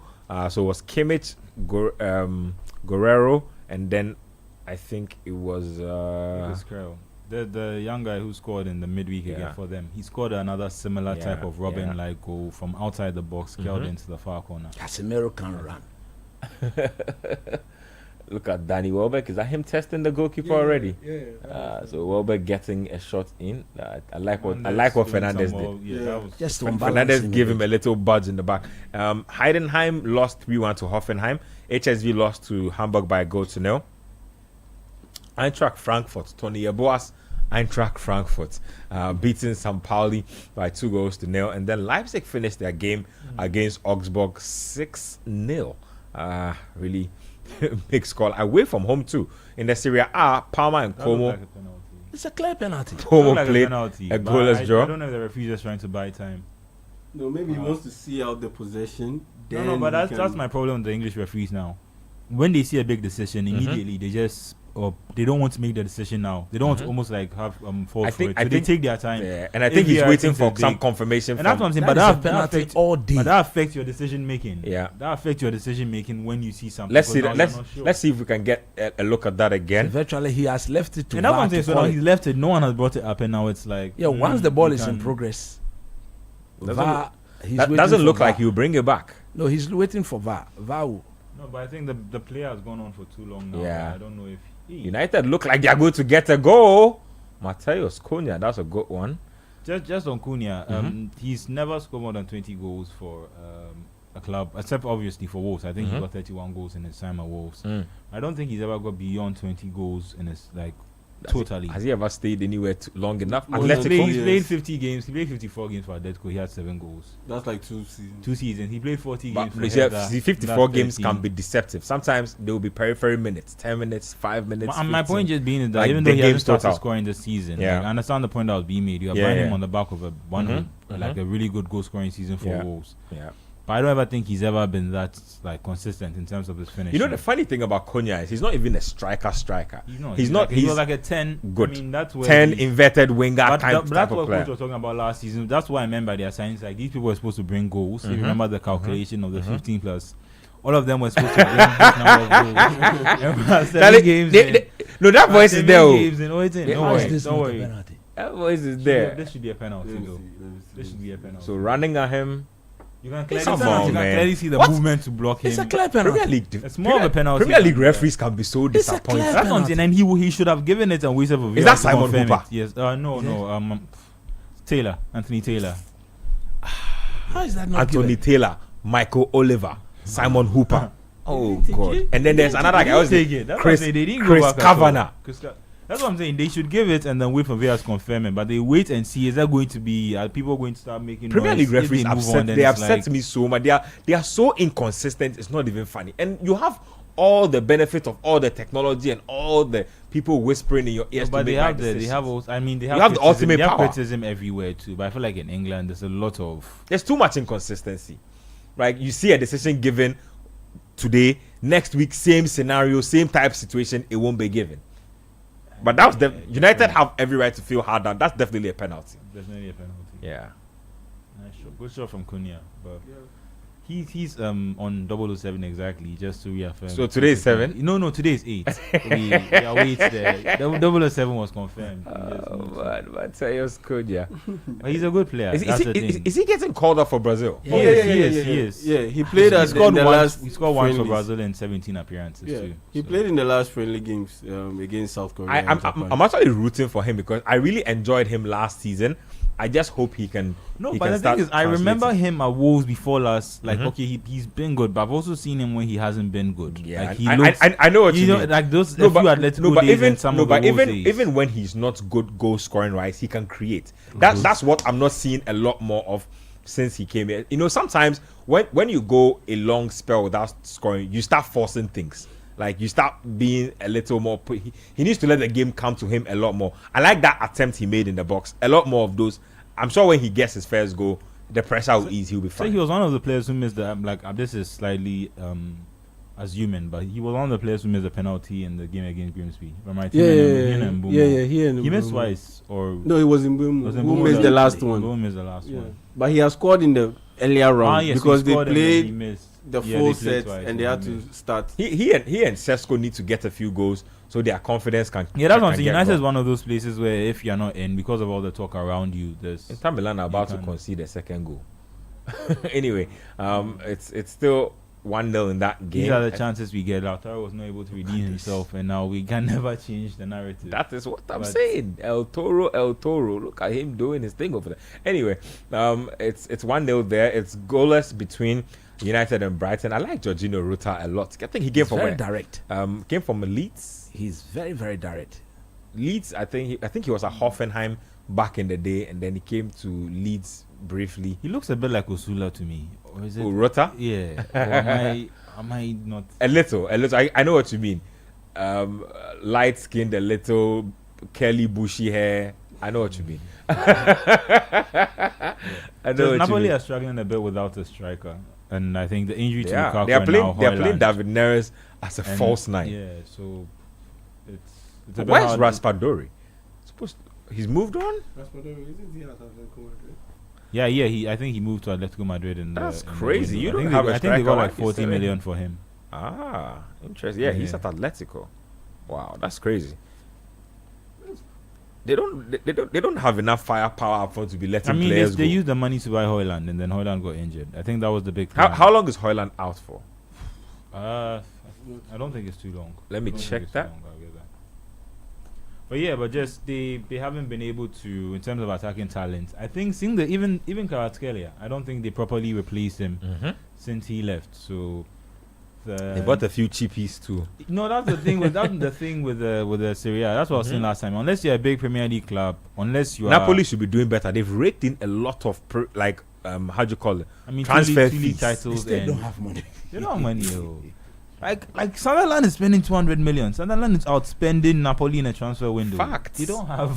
No, but You they don't have the same competitive- it's their league. Well, and their no, De Laurentiis their is league very- is their league is generally poor, but Napoli have made good money. But De Laurentiis is a very not unambitious, but he's a very cautious owner. Well, if that makes sense. He's a millionaire, so he knows a few things about money that we don't. Anyway, yeah. So, and I think they've had the success on the pitch. I think that's the thing that's Exactly. helped. In times where he hasn't invested. So when Spalletti won the title the first Another time, that was- incident. That's a foul! Another controversial incident in the United Brighton game. I need to see that again. Man United will be shouting in the referee's ear at halftime because those are If it's still goalless. two big decisions, two huge decisions that could have gone their way and haven't gone their way. Meanwhile, Inter Milan's biggest chance in the game against Napoli fell to El Toro, aka Lautaro Martinez, and he did exactly what I know him to do most of the time. So He scuffed the shot. He wanted to plant it in the the near ball came post. to him by And- surprise and it was bubbling a bit. Yeah. Let's But no, there Look at the was, excuses aside you're that making one for chance, there was Look at the another excuses chance you're where making for him. a cross came in and he tried to finish it one time and it was a good attempt, but it's just that he dragged the shot a little bit wide, and it was bubbling all over the place. It wasn't like he had it under control. The ball was bubbling all over the place on the surface. Controlled the ball. Anyway, Man United are looking decent in the final third of the pitch. They look like they will just pop open Brighton in the next couple of minutes. A few half chances here and there. Welbeck has given that ball away. But yeah, United doing pretty well. Coach is just taking everything in. He's been a little shocked by. I said it. That's what I told you. United were looking very, very dangerous. That's a good goal. Very, That's a good very, Very, very good goal. very. Off the United were looking. They had rounded the Brighton defenders a couple of times and had just. That's a very, very good goal. I like that. I like that. One, you see, the first touch to set himself up. Yeah. Bam. Everybody's happy for him. Everybody's really happy for him. Ahmad and Mbeumo are especially happy for him. That is a really good goal. That goal is on Welbeck. He lost the ball in a very vital area when he should have just cleared the ball. So Casemiro assist. Boy, that's a good. Planted the ball as far First touch, away. set myself off. Yeah. He knew what he was doing. Yeah, that's boy. a sweet finish. As far as possible from the goalkeeper. Yeah. I like that. I like the technique on that. Speaking of sweet assist, I like the technique on that. So This is not Garnacho like finish. you don't have to do The that, Rashford bro. You can just Sancho. enjoy. No, you can man. just enjoy the goal without See, look, seeing the other guy. The quality has changed. I've said seen it. Rashford about this season. Forget about it. The quality. Rashford is about the motivation. No, I mean we're talking about quality Barcelona- of finish now. No, I at thought that's what Barcelona, Rashford is playing like a guy whose rent is due, and literally his rent is due because he's on he loan. saved Ten Hag's first season, pointing to his head every weekend. You But people don't after remember. Ten Hag's We saw first him season, before that's Ten Hag. for 3 years. Mhm. And We so- saw him before Ten There's Hag. a season where I think under Mourinho, And where so- him, Martial, and Brother Greenwood, they all got over 20 goals. Yeah. That was the Solskjaer. season. That was Solskjaer. Yeah, that Bro, was like Solskjaer. he's been good. The problem with Rashford is he hasn't been consistent throughout. And season. at Man United, Let's you need talk. to be consistent. Let's talk about Mateus Cunha. No, He's and the at one Man who is United, you need to be he's consistent. the one who needs to be celebrated now because he's just scored his first first United goal, goal. yeah. So Yeah. let's keep the spotlight on Mateus Cunha. Could just talk us through the sequence that led to the goal and then the finish itself, just quickly. Coach, Yeah. just Look. quick thoughts on the goal. I think the ball was such that Brighton had the opportunity to clear the ball. They're very typical of them. They felt they could pass their way through. How is this not a foul? It's a clear obstruction. Yeah, Look at this. I think he grabbed him as well. Actually, Yeah, I think Oh, we went no. a little bit too easy. No, Yeah, he went you a see, bit- now listen, yeah. listen. I, Listen, he cut in front of the defender. That's the thing. Once it's if there's smart any play. touch, It's smart. foul. It's smart play. Mbeumo is being That's smart why by they are cutting showing in it front of the again. I think the smart player would have been stumbling a bit and then falling. No. I said that's why they are showing it when he again. cuts in front of it, he knows that the defender has no option but to bring him down. Although the defender- and sometimes you just need the slightest touch because if he doesn't touch him, he's into the box. Yeah, you can clearly see the defender trying to avoid the tackle. But once But there's his touch, momentum had taken him already in taken there, him into and the and Mbeumo knew that he couldn't stop exactly. running, And so if he just put himself If he in there. hadn't touched him, he's on. Referee is trying Just- to be a little, but that's a Just penalty. on your too. point, how many La Liga referees do you know? These days, not much. Serie A. I only used to all the remember. referees you know are like. I Premier only League. used to remember Alberto Undiano Mayenko because he used to always cheat Real Madrid in Clásicos, so I remember him a lot. That's the point. Like the Premier League referees have become the center of attention in a way. Like they're almost as part of the. If it's a whole drama, like they're somewhere in the centerpiece, and I feel that also affects their ability to make good decisions. Yeah. Because some of the decisions he's made against United in this game, in a different stadium, Two in a big different decisions. atmosphere, he probably gives different decisions, and that's the The one on inconsistency we're Ahmad was talking more of a about. penalty than The one on this Ahmad was a on bigger one. Mbeumo. Yeah, Yeah, no, in that situation, Especially if you had seen it from the second angle we saw it Yeah. from. If he had seen that, he would have definitely given a penalty. and so they also factor in the player and his tendencies, all of those things. They know that Mbeumo is not someone who dives, and they know that Luis Dunk is someone who is a But- bit more yeah. cerebral with the way he attacks his game, and so they know that Mbeumo is an athletic, strong guy, and so that little touch. And you go down like that. Nah, I don't think. Talking about experienced La Liga referees, there's this guy called Jesus Manzano. Very, very interesting referee as well. I just remembered him, but my favorite used to be Undiano Mayenko. That guy, I think he's retired. Yeah. Undiano Mayenko is such Oh, a guy. there's another who retired last season. At the end of last season, once he was done with his game, he even shed some tears and all. I've forgotten his name. He has the bald hair. Yeah, and he's Eduardo Gonzalez. So No. they had Gonzalez, Miguel Angel Perez, and then they had I think Mejuto Gonzalez as well. Yeah, Mejuto Gonzalez was pretty popular. he's as very well. no nonsense. He consistently La Liga flashes, referees, La Liga red referees, cards. Yeah, La Liga so- referees. They are not like no, if you get Yeah, me. so But what- Premier League referees take the Yeah. Yeah, round. man. They did. Just off the top of my head, I can just like 5 or 6 controversial referees like Yeah, and Oliver them then. and the one who Michael Oliver. Michael Oliver no. is just card happy. I don't even know. Like if he doesn't give you a yellow card, then he's itching. Like And- I must give the guy a yellow card. I must give. That's and how the he one is. who just landed in trouble recently, David Coots. You know what he did to Liverpool. Then there's this guy Simon Hooper. Simon Hooper, he too is another. He just likes he likes being the headline. When he sees that there's a big game, then he wants to be the guy who steals the headlines. Didn't I don't mention understand. Mike Dean when he Mike Dean is another. Chris Kavanagh. Oh god. and Howard Webb. Even though he's done now that he's in a role, Chris he's also Kavanagh talking blows about- me so much. He'll give you a yellow card, then he'll act like he doesn't know why he has given you a controversial yellow or red card. Anyway, let's wrap it up. United are leading. Good goal for Mateus. Charlie, the guy scored a goal. Oh yeah, On good. Mbobo. The guy really scored a goal. On Mbobo. The guy scored a goal. Proper angle finish. 1-0 advantage United. This 20 one, if it's Rashford, he's playing short. Don't do that. Oh, 30. Charlie. Let the guy enjoy his shine at Barcelona. 30 minutes play. Amarin says he's happy for him. Well, We are happy for Yeah, you. We yeah, are expecting some 25, 30 million. I try to come out. We'll fix our team. Hey, anyway, thank you very much, Manuel Kwachi. Thank you very much, Yahweh Jamie Time. Thank you, Coach Christopher Nimley. Thanks to you guys who made time to watch us on YouTube and also follow the conversation on Twitter, Channel 1 TV and 97.3 City FM. I'm Benjamin Nketia. Same time tomorrow, the Republic of Football will be back with Gabi Ofe, the rest of the crew. We'll give you all the updates. Until then, keep your dial right here. Keep doing the listening.